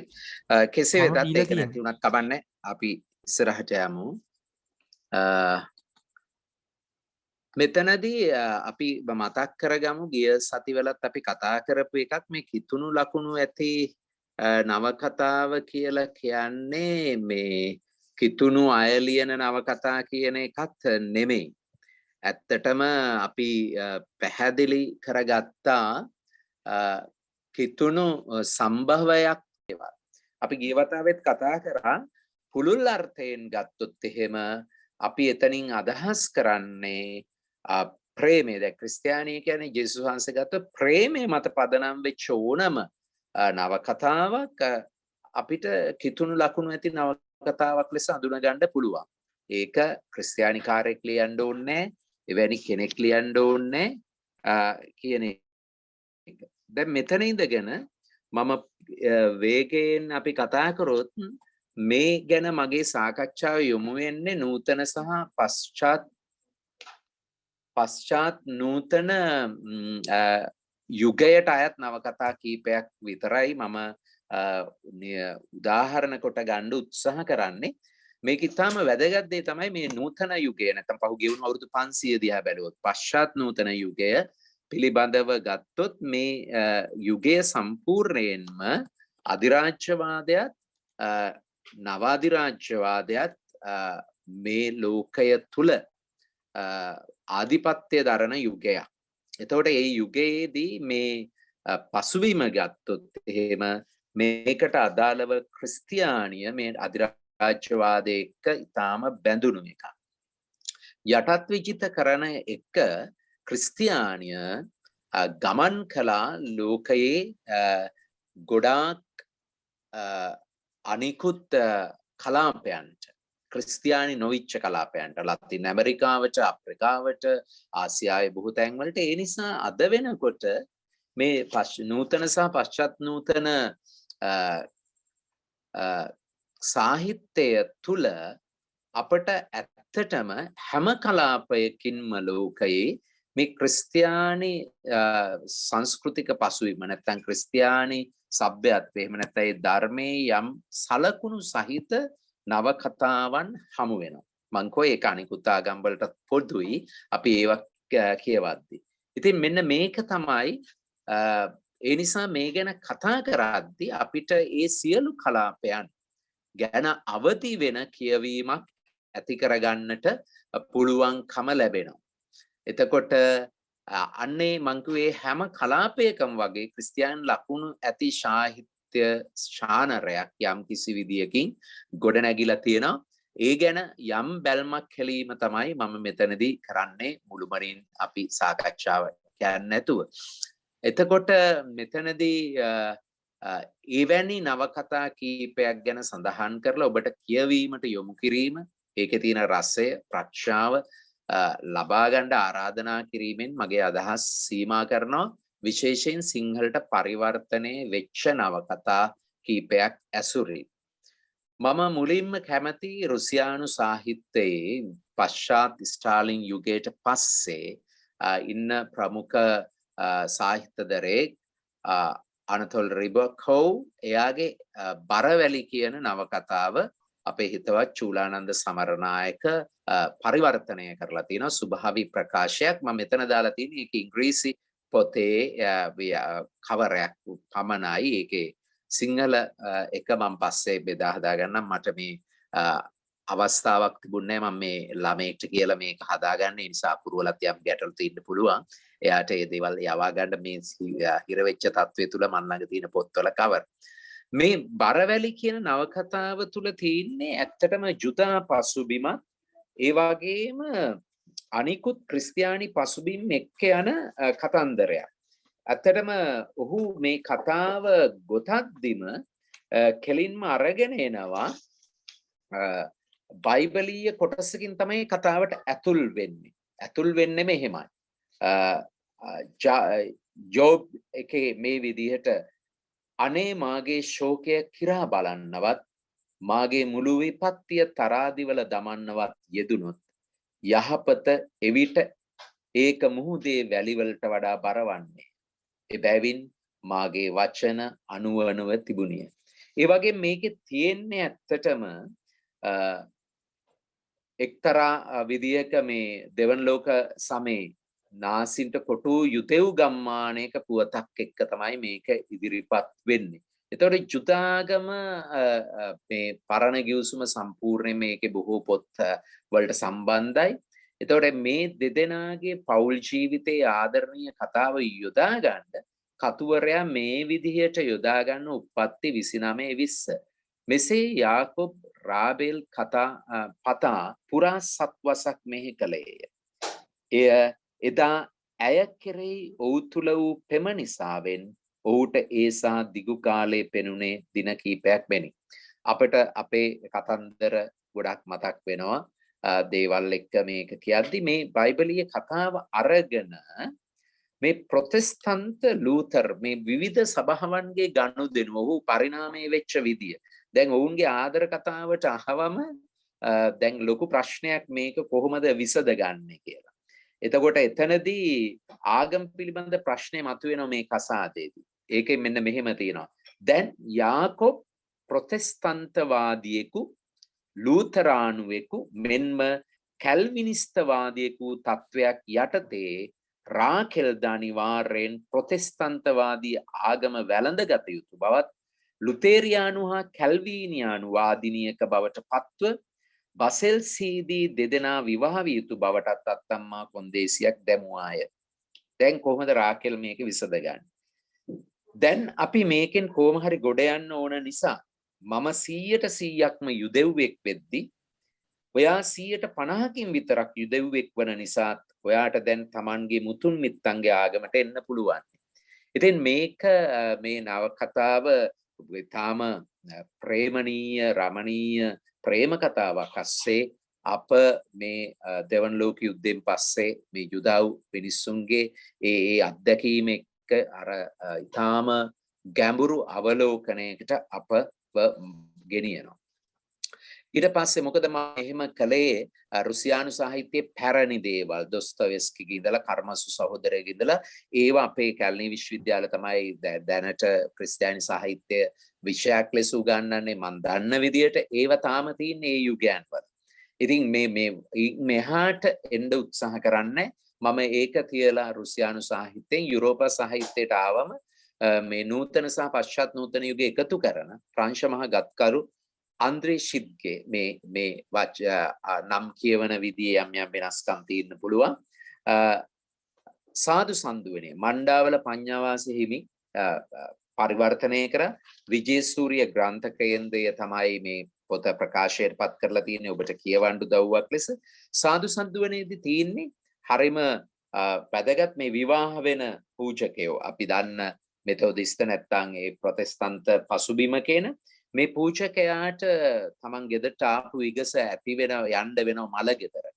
මේ මල ගෙදරදී අඳ දැරියක් ඉන්නවා පැත්තකට විසි කරපු එයාගේ ආච්චි තමයි මිය ගිහිල්ලා තින්නේ. දැන් මේක අස්සේ මේ පූජකවරයාට ඇතුළාන්ත බලපෑම එක්ක යන ඉතාමත්ම රමණීය නවකතාවක් මේක. දැන් පූජකතුමා මම මේ පොඩි කොටසක් ගන්න ආරම්භයේ තියෙන. දැන් ඔහුට මේ දරුවාට මොකද කරන්නේ? දැන් එකම කෙනා මැරලා. ඔහු අවංකව නවකතාකරු කියනවා. එහෙම මුලදී අදහසක් තිබුණේ නැහැ. නමුත් ඔහු අවසාන වශයෙන් එයාගේ අශ්‍රයේ මේ දරුවා කැටවගෙන එනවා. ඇවිල්ලා ඉවර වෙලා දැන් එන්නේ මේ පූජකෙන්ට ඉතාම සොච්චම් නඩත්තු දීමනාවක් තියෙන්නේ. පවුලේ අර්බුදක දරුවෝ කීප දෙනෙක් ඉන්නවා. ඔහු මෙතනට ආවයින් පස්සේ මෙන්න මේ විදියට කියනවා. එම අන්ධකාර සන්ධ්‍යා භාගයේ මා මෙම දැරිය කැටිව එන දුටු මගේ බිරිඳ තුල පහළ වූ සිතුවිලි පහත සඳහන් වදන මගින් පිට වෙන්නට විය. මොකක්ද ඔයා ඔය ආයේ කරගහ ගත්තේ? ඇය සම්පූර්ණයෙන්ම මේ පෞල් ජීවිතේ මෙයාගේ පූජකාර්ය ධර්මදුත කාර්යයන් ඇස්සේ යාගේ අනුකම්පාව ඇස්සේ විඳවන ස්ත්‍රිය මෙතන ඉන්නේ. මොකද්ද ඔයා කරගහ ගත්තේ? මේ දැරියක් අරගෙන එන්නේ. මේ කතාව තුල බාලයා ප්‍රතිචාර දක්වන්නේ අම්මත් වැඩිහිටි දරුවෝ ප්‍රතික්ෂේප කරද්දී තව ජීවියෙක් ආවා කියලා. එතකොට මේ පූජකතුමාට දැන් තමන් ගත්තු තීරණය, ගෙදර ආර්ථික ප්‍රශ්න මාර්ගද සාධාරණීකරණය කරගන්න වෙන්නේ කොහොමද? එයාට වෙන්නේ යාගේ ධර්මයේ තුල තියෙන දේවල් එක්ක. ඊට පස්සේ බිරිඳ කතා කරන්නේ මේ ජීවමාන දැරියව ගෙනාවම මෙන්න මේ විදියට. මේකෙන් මොකක්ද ඔහේ කරන්න හිතාගෙන ඉන්නේ මේකෙන් අජීවී වස්තුවකට වගේ කතා කරනවා. දැන් පූජකයා සම්පූර්ණයෙන් කඩම් වැටෙනවා. හැබැයි ඔහු බිරින්දට කෙලින්ම කියන්නේ නැහැ මොකක්ද ඔයාට වෙලා තිනවා දන්නේ නැද්ද මේක කියලා මේ බිරින්දගේ පැත්ත තේරුම් ගන්න. ඔහු මෙහෙම කියනවා.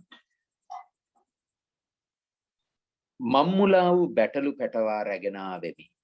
හැකි උපරිම සංයමයෙන් යුතුව මම කියා සිටියෙමි. මේක ඊටම වැදගත්. මේ නවකතාව තුළ අපිට මේ නවකතාව තේරුම් ගන්නට මේ මම්මුලා වූ බැටළු පැටවා පිළිබඳ ජේසුස් වහන්සේගේ උපමාව ඒ වගේ පසුබිමක් නැතුව මේ නවකතාවේ ගැඹුරු හරයට ගැඹුරට ඒක විදීමට අපිට යන්නට බෑ. ඒතර මේ නවකතාව තුළ අපිට ඒක ගැඹුරින් හම්බෙනවා. මම යාන්තම් අරගෙන තමයි ඔබ කියන්නේ. මේ යුරෝපීය සාහිත්‍යය තුළ ඊටම තව වැදගත් 1400 ගණන් වල මධ්‍ය තුන්දෙකට එන්න හදන කලින් ක්‍රිස්තියානිය පිළිබඳව කියන අනගි කෘතියක් තියෙනවා. තෙරස් ප්‍රෙස්ලින්ගේ Prisoner of the Inquisition කියන්නේ ශුද්ධෝ පිරික්සුම. මේ කියන්නේ මේ ශුද්ධෝ පිරික්සුම කියලා කියන්නේ මධ්‍යතන යුගයේ ක්‍රිස්තියානිකාරින්ට දඬුවම් දෙන්න හදලා තිබිච්ච අධිකරණය. මේකත් ඊටාත්ම අපව සසල කරවන කතාවක් මේකේ තියෙන්නේ. මේක අශානි රණසිංහ පරිවර්තනය කරලා තියෙනවා. අර පරිවර්තන යම් ගැටලු තියෙනවා. මං හිතන්නේ ඒක තමයි අපි මේකෙදී ඉගෙන ගන්න එක දෙයක්.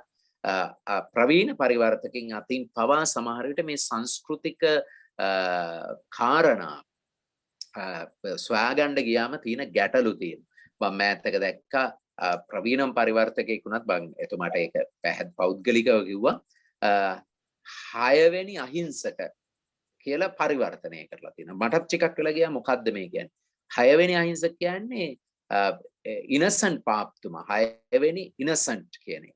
ඒක ඉනසන්ට් කියලාම කියන්න ඕන. මොකද 6 වෙනි ඉනසන්ට්. ඒතකොට 6 වෙනි අහිංසක කිව්වම දැන් මම හොයනවා මොකද්ද කියලා. ඒතකොට මේ මම මේ කිතුණු ලකුණ කියලා කියන්නේ අපිට ඒ සංස්කෘතිය පිළිබඳව, ඒ සભ્યත්වය පිළිබඳව, ඒ පසුවීම පිළිබඳ අවබෝධයකින් තමයි මේකට යන්න තියෙන්නේ. මේ ශුද්ධ පිරික්සුමේ සිරකරු කියන්නේ මේ කාන්තාව කොහොමද මේ දෙදෙනෙකුගේ ප්‍රේම කතාවක් කියන්නේ ඇය ජුදා පවුලකට උදව් කිරීමේ පසුබිමක් එක්ක යාගෙන නැන්ද කන්‍යා සෝවිරියක් ඒක එක්ක එන පසුබිම එක්ක ඇයව කොහොමද මරණයට පත් කරන්නේ මේ ශුද්ධ පිරික්සුම. ඒ නවකතාව පටන් ගන්නේ මෙන්න මේ විදිහට.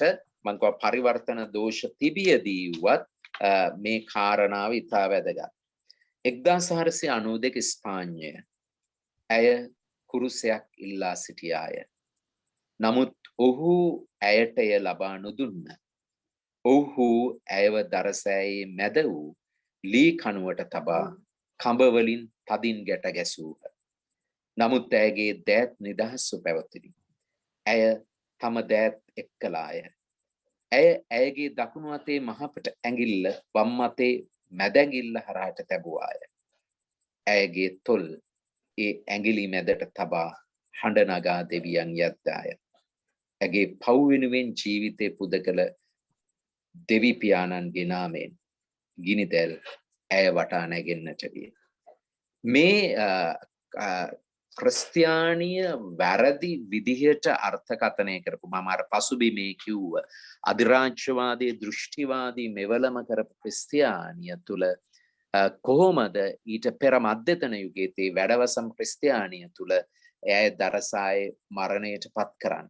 මේ කතාව තුල ඊටාම ප්‍රේමණීය ආදර කතාවක් තියෙන ගමන් ආත්ම පරිත්‍යාගීව මේ නැන්දනිය තමන්ගේ ඥාති දියණියගේ ආදරයට ඉඩ දෙමින් අය යම්කිසි උත්සාහයකින් ඇයයි මේ ගින්නට යන්නේ. අපට ඒක දැනෙන්නේ ඊටාම ව්‍යංගයෙන් අවසානයේදී.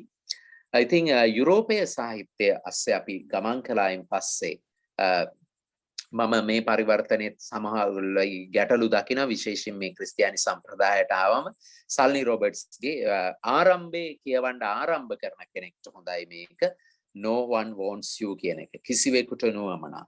මේ කතාවේ තියෙන්නේ පළවෙනි සප්සාද ලබන දිනයේ ඇය ගෙදර තියෙන මේ දරුවව ප්‍රභූ පවුලක විවාහය පිටත ඇති වෙන නිසා මේ දරුවව හදා ගන්නට යවනවා යම් කෙනෙක් ළඟට. ඒ දරුවා ඒ තැනදී තමයි සප්සාදේ ලබන්නේ 5 වෙනි විතර පන්තියේදී. එතකොට මේ කතුවරිය තමයි මේ අත්දැකීම ලැබපු කෙනා. එයමයි මේ කතාව ලියන්නේ. එදා ඇයට තෑග්ගක් දෙන්නට ගෙනල්ලා නැහැ කියලා ඒ පිරිමියෙකු විසින් ඒ සප්සාද ලබන දවසේ ඇයව මහමග තෑග්ග දෙන්න එක්කගෙන යද්දී ඇයව කෙලසනු ලබනවා. ඉතින් ඒකේ මුදල ඉල්ලගන්න හැටි මේ නවකතාවෙන් පස්සේ ඇය පාවිච්චි වෙන හැටි මේ නවකතාව තුළ තියෙනවා. මේ කියවන්න කොහොමද අර සුචරිතවාදී ක්‍රිස්තියානිය තමන්ම රැකගන්න තමන්ගේ නම දරුවෙක්ගේ ජීවිතේ සම්පූර්ණයෙන්ම විනාශයට පත් කරන ආකාරය ඉතාම වැදගත් මේ නවකතාව තුළ අපිව සලිත කරනු ලබනවා. මේ නවකතාව කියවද්දිත් ඒක සම්පූර්ණයෙන් ගොඩනැගෙන්නේ ඒ පසුබිම තුළ. මං කිව්වා මේ දැන් තෑග්ග දෙන්නේ අර දූෂණය කරලා යනවා. ඊට පස්සේ මේ ගනුදෙනුව බේරගන්න මෙහෙමයි. ඇයට වේදනාව දැනෙන හැටි දූෂණය වෙච්ච අවස්ථාවේ මසිතට වඩාත් වේදනාකාරී වූයේ එයින් මාස කිහිපයකට පසුව සිදුවකි. ඉරිදා දේවමෙහි අවසන් වීමෙන් හදාගත් මව හා මම කිම්මැල්ලෝකී පිහිටි පල්ලියෙන් එළියට පැමිණියෙමු. පල්ලියේ මිදුල මිනිසුන්ගෙන් පිරී තිබුණි. මව එහි සිටි පිරිමියෙකු වෙත ගොස් මගේ දෑත දැඩිව අල්ලාගත්තා. ඔහුගේ දෑත දැඩිව අල්ලාගත්තාය. ඔහු ආපසු හැරුණු විට ඇය අල්ලාගෙන සිටින්නේ කාගේ අත් දෑතදයි මම දිටිමි. මා දුටු සැනින්ම ඔහු උත්සාහ කළේ පැන යන්නටය. නමුත් මවගේ ග්‍රහණය දැඩි විය. ආරක්ෂාවට මෙන් මා මවගේ කබායෙහි නැම්ම කෙල්ලුනේ ඇයට මුවා වෙමිනි. කබායෙන් හිස පොවා මම වරින් වර ඔහු දෙස බැලිමි. ඔහුගේ මුහුණ දකිත්ම මම බියෙන් පැතිගත්තේ. මව අතින් අල්ලාගෙන සිටියේ ක්‍රූර ලෙසින් මා දූෂණය කළ තැනැත්තාගේය. අඩේ තමුසේ පොරොන්දු වුණ මේ පුංචි කෙල්ලගේ පළවෙනි සප්සාද මංගල තෑග්ගේ සල්ලි දුන්නේ නෑ නේද? අප්පා ඔව්මයි. මේ වෙලාවේ මන් ළඟ මාරු සල්ලි නෑ. මගේ ළඟ තිබුණු අන්තිම කාසි කීපේ පල්ලියට සල්ලි එකතු කරන කෙනාට දුන්නා. අපිට මේ දෙබස තුල අඩේ තමුසේ පොරොන්දු වුණ මේ පුංචි කෙල්ලගේ පළවෙනි සප්සාද මංගල තෑග්ගේ සල්ලි දුන්නේ නෑ නේද? එතකොට ඇය අපිට මුලදි දැනෙන්නේ නොදැනුවත්ව අර මිනිස්සයා රවටනා කියලා. නමුත් මේ කාරණාවෙත් තියෙනවා ඒක ගනුදෙනුවක් කියන එක. මේ නවකතාව මම මේ යුරෝපය තුල තිබිච්ච ක්‍රිස්තියානි වික්ටෝරියානු සුචරිතවාදයන් එක්කෙන මේ ඛේදය අපට හමු වෙනවා. මම එතනින් ඔබව අරගෙන යන්න කැමතියි අප්‍රිකානු සාහිත්‍යයේ මේක ඉතාම වැදගත් මේ ලෝකයට යන්න. ලියනගේ ආමරකීර්ති මහත්මයා කිව්වාගේ මට මතක විදියට එක්ක ගෝකී එක්ක එහෙම නැත්නම් මාටි වික්‍රමසිංහ කියනවා අපි නොදන්නා දේශයන් වලට යන්නේ පොත් එක්ක කියලා. අප්‍රිකානු මහද්වීපය අපිට ඈතයි. මං කියවා ක්‍රිස්තියානීන් යටපත් කරපු අප්‍රිකානු මහද්වීපය වුන් දීපු මිෂනාරි අධ්‍යාපනය හරහාම සමහරට ඉංග්‍රීසි භාෂාවෙන් ලියන ලේඛ තියෙන පසු කාලීන වුන් මේ අධිරාජ්‍යවාදී උගුල ලෙස දකිමින් සමහරට උන් පස්සේ භාෂාව පිළිබඳ ලොකු වාද විවාද කරගෙන තමන්ගේ ගෝත්‍රීය සාදේශීය භාෂාවල ලියන්න ගත්තා. කෙන්යානු ලේඛක නිගුනි වාත්‍යොංගගේ වචන සමහරව වැරදි. Weep not child නාඩන් දරුව. Devil on the cross කුරුෂේලු යක්ෂයා.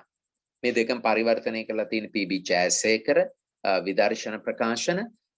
මේකේ සිංහල පොත්වල කවර මම දහන්නම් ඔබගේ දැක ගන්න පස්සේ. මෙතනදී හරි වැදගත් අප්‍රිකානු ජන ජීවිතය තුළ දෙවියන්ම කොහොමද හමු වෙන්නේ? මේකේ තව පොත් ගණනාවක් තියෙනවා. මම මේ එකින් එක කියවන්න උත්සාහ කරන්නේ. හරි වැදගත් මේ නාඩන් දරුව කියන එකේදී අධිරාජ්‍යවාදීන් දුන් ආගමයේම තියෙන දේවල් එකතු කරගෙන ඔවුන් කොහොමද අධිරාජ්‍යවාදයට එරෙහිව සටන් කරන්නේ? ඒ භක්තිය මේකේ විමුක්ති ධාරාව කොහොමද තියෙන්නේ? මේ කතාවේ එක තැනක තියෙනවා. හරි. ඊටම වැදගත් වෙන්නේ මේ විදියයි. මෙන්න මේ විදියට මෙන්න මේ විදිහකට. දැන් දෙවියන් වහන්සේට අපේ විලාප දුක් ගැනවිලි ඇහිලා. උන්වහන්සේ ජෝමෝ කියලා මිනිහෙක් එවලා තියෙනවා සුදු පාරාවෝ වරුන්ට මගේ මිනිසුන්ට යන්න ඉඩ දීපල්ලායි කියන්න. පුළුවන් උන්වහන්සේගේ ඒ බලය පංගරාත්තු කරපු කළු මෝසෙස් ජෝමෝයි. මගේ මිනිසුන්ට යන්න ඉඩ දීපල්ලා. එතකොට සම්පූර්ණ ඉක්මයාම පදනම මත මේක තේරුම් ගන්න නම් ක්‍රිස්තියානි ගැන ඒකේ පදනම වෙච්ච මේ වහල්ලු බවට පත්වෙච්ච මිනිස්සුන්ගේ විමුක්ති අරගලේ නික්මයාම ගැන අදහසක් තියෙන්න ඕන. මේ මෝසෙස් කියන්නේ කවුද කියලා දැනගන්න අපිට පුළුවන් වෙන්නේ එහෙමයි. මගේ මිනිස්සුන්ට යන්න දීපල්ලා කියන එක ඒ ගැඹුර මේ නිදහස් සටන නික්මයාමේ සටන අපට අඳුන ගන්න පුළුවන් වෙන්නේ එහෙමයි. අපි මම අප්‍රිකානු සාහිත්‍යයට ඒකේ පුරෝගාමී තමයි ශිනුවා ශිබේ නැත්නම් චිනුවා චිබේ කියන්නේ. ගාමිණී වියංගොඩගේ විශිෂ්ට පරිවර්තනයක් තියෙනවා.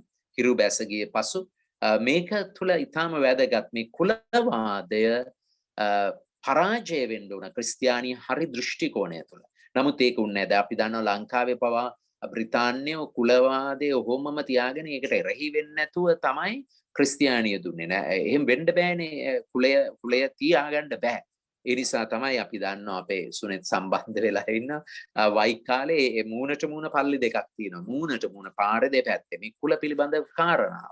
මේ කුලවාදයට පෙරදිච්ච හැටි ක්‍රිස්තියානිය මේ අශිබේගේ හිරි බැස ගිය පසු තියෙනවා. මම ඒවා කියවන්න වෙලා නැහැ. මම ඉක්මනින් යනවා. ඊළඟට මම කැමති මේ තරුණ නූතන පශ්චාත් නූතන යුගයේ තරුණ නවකතාකාරයන් මේකත් ඉතාම වැදගත්.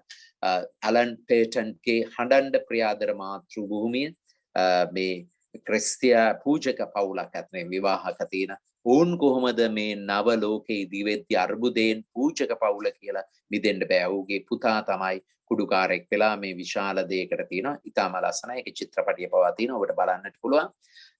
නැම්බියානු ලේඛිකා නේෂානි ඇන්ඩ්‍රියස් ඉංග්‍රීසි අධ්‍යාපනයක් කරා ඉන්නේ දම් වයලට් මලක කඳුල. සෙනරත් බණ්ඩාර සුබසිංහ සරසවි ප්‍රකාශනය ඉතාම වැදගත් ස්ත්‍රීවාදී දෘෂ්ටියක් තුළ කොහොමද ක්‍රිස්තියානිය කියවන්නේ ඔබට මේ නයිජීරියානු ලේඛිකා චමන්ඩා නුගෝසි අඩිචිගේ පර්පල් හයිබිස්කස් දම්වදමල දැන් මේ නවකතාව කියවන්න බැහැ ඇත්තටම අර මං කිව්ව සංස්කෘතික පසුබිම නැතුව. නවකතාවේ පළවෙනි පරිච්ඡේදයේ දෙවියන් බිඳීම පාස්කුවිරිදා පටන් ගන්න මෙහෙමයි. මගේ අයියා සප්‍රසාදයට සහභාගී නොවීම නිසා නිවසේ සියලු දෙයම අවුල් වී ගියේය. මගේ තාත්තා යාඥා පොත විසිකලය. එය වැඩි කුඩා විසිතුරු පිළිමයක් බිඳී ගියේය. අප පල්ලියේ සිට පැමිණියා පමණකි. එහෙම තමයි පටන් ගන්නේ. මොකක්ද මේ අර්බුදය තාත්තා සහ පුතා අතර? මේක තියෙන්නේ ඒ ක්‍රිස්තියානියේ තාත්තා දැක්ක දේ සහ ඊට පස්සේ තාත්තා සේවය කරන ධනපතියෙක් ලෙස මේ ක්‍රමය පවත්වාගෙන යන්න. ඒකත් එක්ක පුතාගේ තියෙන විරෝධය. මේක ඉතාම වැදගත්. මේ පරිවර්තනවල අර මං කිව්ව සංස්කෘතික කාරණා නැති නිසා තියෙන ගැටලු මේකේ සියලු පරිච්ඡේද ආරම්භ වෙන්නේ එහෙමයි. පළවෙනි පරිච්ඡේදයේ පාස්කු ඉරිදා. දෙවෙනි පරිච්ඡේදයේ පාස්කු ඉරිදාට පෙර. තුන්වෙනි පරිච්ඡේදයේ යන්නේ පාස්කු ඉරිදාට පසුව. ඒ විදිහට යන්නේ.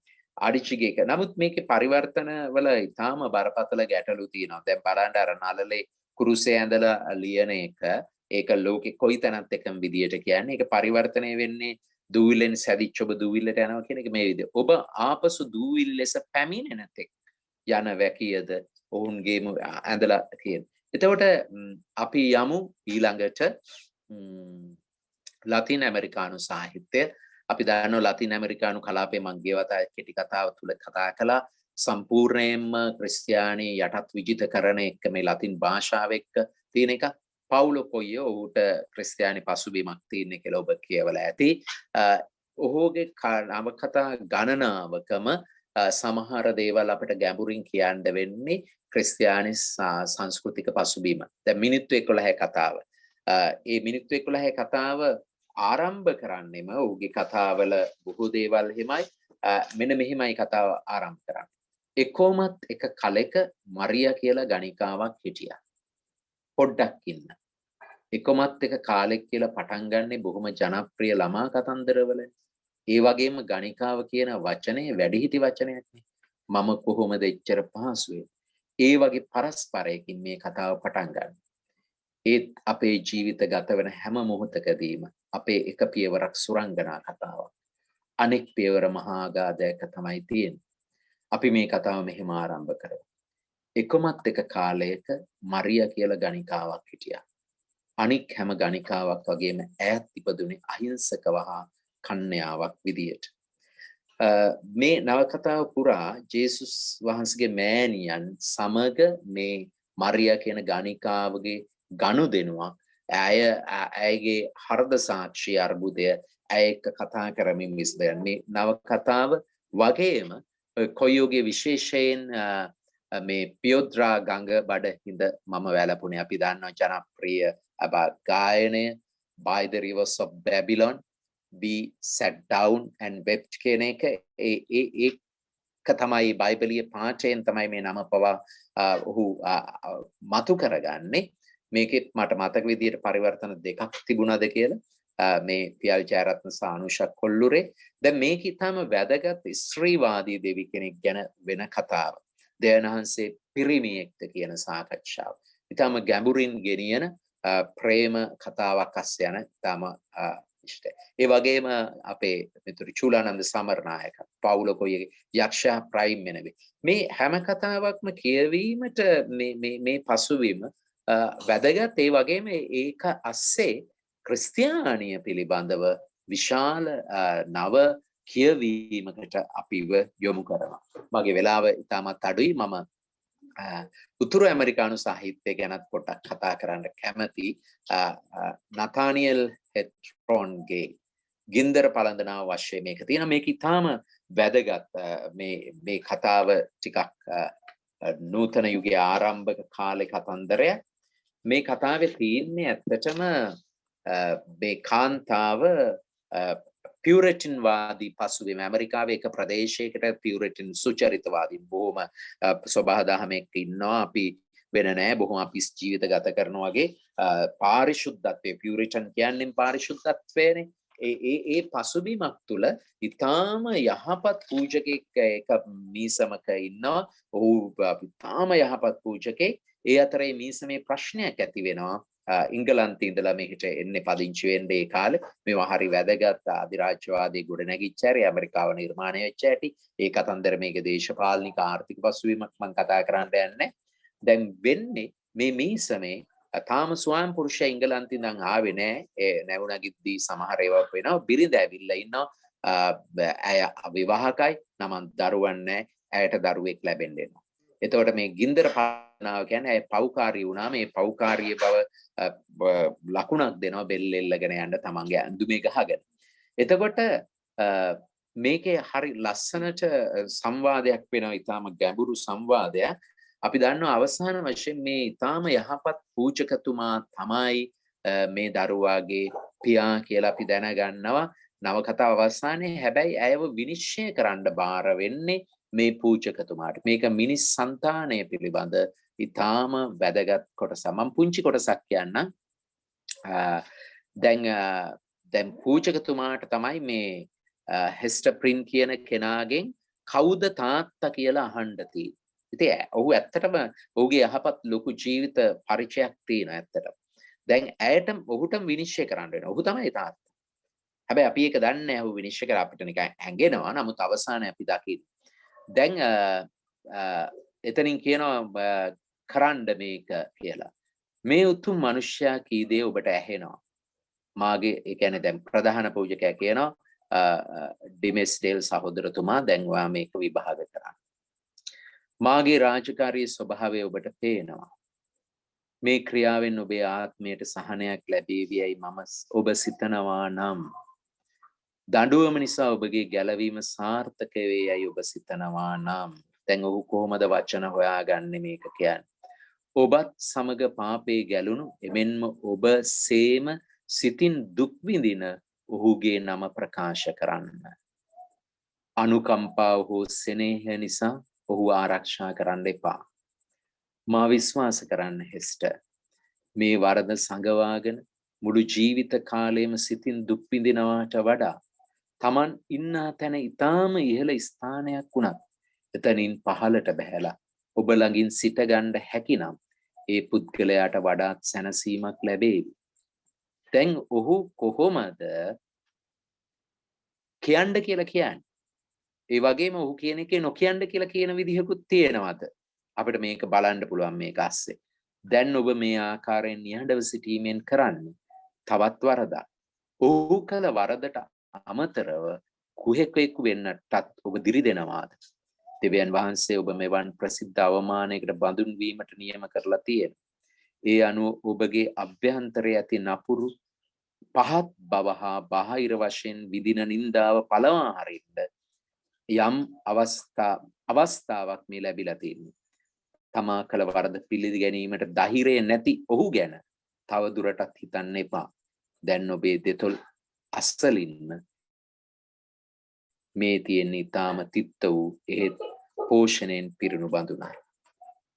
දැන් මේ කොටස වුණත් අපි මිනිස්සු වශයෙන් වරද සහ පාපය සහ ඒක තුල තියෙන අරගලය විශේෂයෙන් අපිට කියවන්න පුළුවන්. අපි අවසන් කරමු. මම හිතන්නේ තව පුංචි වෙලාවක් තියෙන. මම නිකන් ඇමරිකානු ලේඛක විශේෂයෙන් කළු ඇමරිකානු ජීවිතය සහ ඔවුන්ට ලැබුණු ක්‍රිස්තියානිය සහ ඒ ගැන ඉතාම ද කලර් පර්පල් මේක ඉතාම ගැඹුරු කියවීමකට ඔබට උපකාරී වෙයි. මම අවසන් කරන්න හදනවා මේක ඉතාම වැදගත් ඇමරිකානු ලේඛක හැරල්ඩ් රොබින්ස්ගේ ස්පෙල් බින්ඩ දේශකයා මානෙල් ජයන්ති ගුණසේකර විජේසූරිය මේක හරිම වැදගත්. වර්තමානයේ අපි දකින මහා සුවමෙහෙයන් මැජික් පෙන්නන පාදිලි උන්වහන්සේලා සියලු සභාවන් වල මේව අස්සේ තියෙන දැවැන්ත නූතන වෙළඳපළ ධනවාදී ප්‍රාග්ධනයේ තියෙන කතාව. මේක ඇත්ත කාරණාවක්. අවසාන වශයෙන් මේ ජනප්‍රිය වෙන පූජකයා මේ පාස්ටර්වරයාට බරපතල විදියට දැනෙනවා තමන් කරන්නේ තමන්ම අල්ලගන්න. ඔහු අල්ලගෙන ලොකු පොම්ප කරලා මේවා හතලා විශාල හතලා මේක දැවැන්ත ව්‍යාපාරික ඔහු තියෙන. ඔහු අවසාන වශයෙන් මේක එක මොහොතකදී මහජන ඉදිරියේ පාපුච්චාරණය කරන්න හදනවා. නමුත් ඔහුගේ පාපුච්චාරණය සම්පූර්ණ කරන්න පෙර ඒ වේදිකාවෙම ඔහු වෙඩි තියලා මරනවා. මේක පටන් ගන්නෙම පළවෙනි එක ප්‍රේමය සඳහා දෙවියන්. ඔහු පටන් ගන්නෙ මේ මෙහෙවර මිනිසුන්ට ඇති ප්‍රේමය. ඊට පස්සේ දෙවැනි පරිච්ඡේදය පටන් ගන්න ධනය සඳහා දෙවියන්. ඊට පස්සේ බලය සඳහා දෙවියන්. ඊටාම වැදගත් නූතනයේදී ඔබට මේ වෙමින් පවතින දේවල් කියව ගන්න හොඳ අවලෝකනයක් ලැබෙනවා. හොඳයි. මම හිතන්නේ සිංහල සාහිත්‍යයට මම ආවොත් මේ කිතුණු ලකුණ අපිට මේ පසුබිම වැදගත් මේ කියවීමට උදව් වෙන කෘති දෙකක් මට වෙලා නැහැ. එකක් මංජුල වෙඩිවර්ධනයේ බත්තලංගුණ්ඩුව, තරංගිගේ දේශද්‍රෝහියාගේ නිර්මල හෘදය. ඒ ගැන කතා කරන්න වෙලා නැහැ. මගේ අදහස් දැක්වීම මම මෙතනින් නවත්තනවා. ස්තුතියි.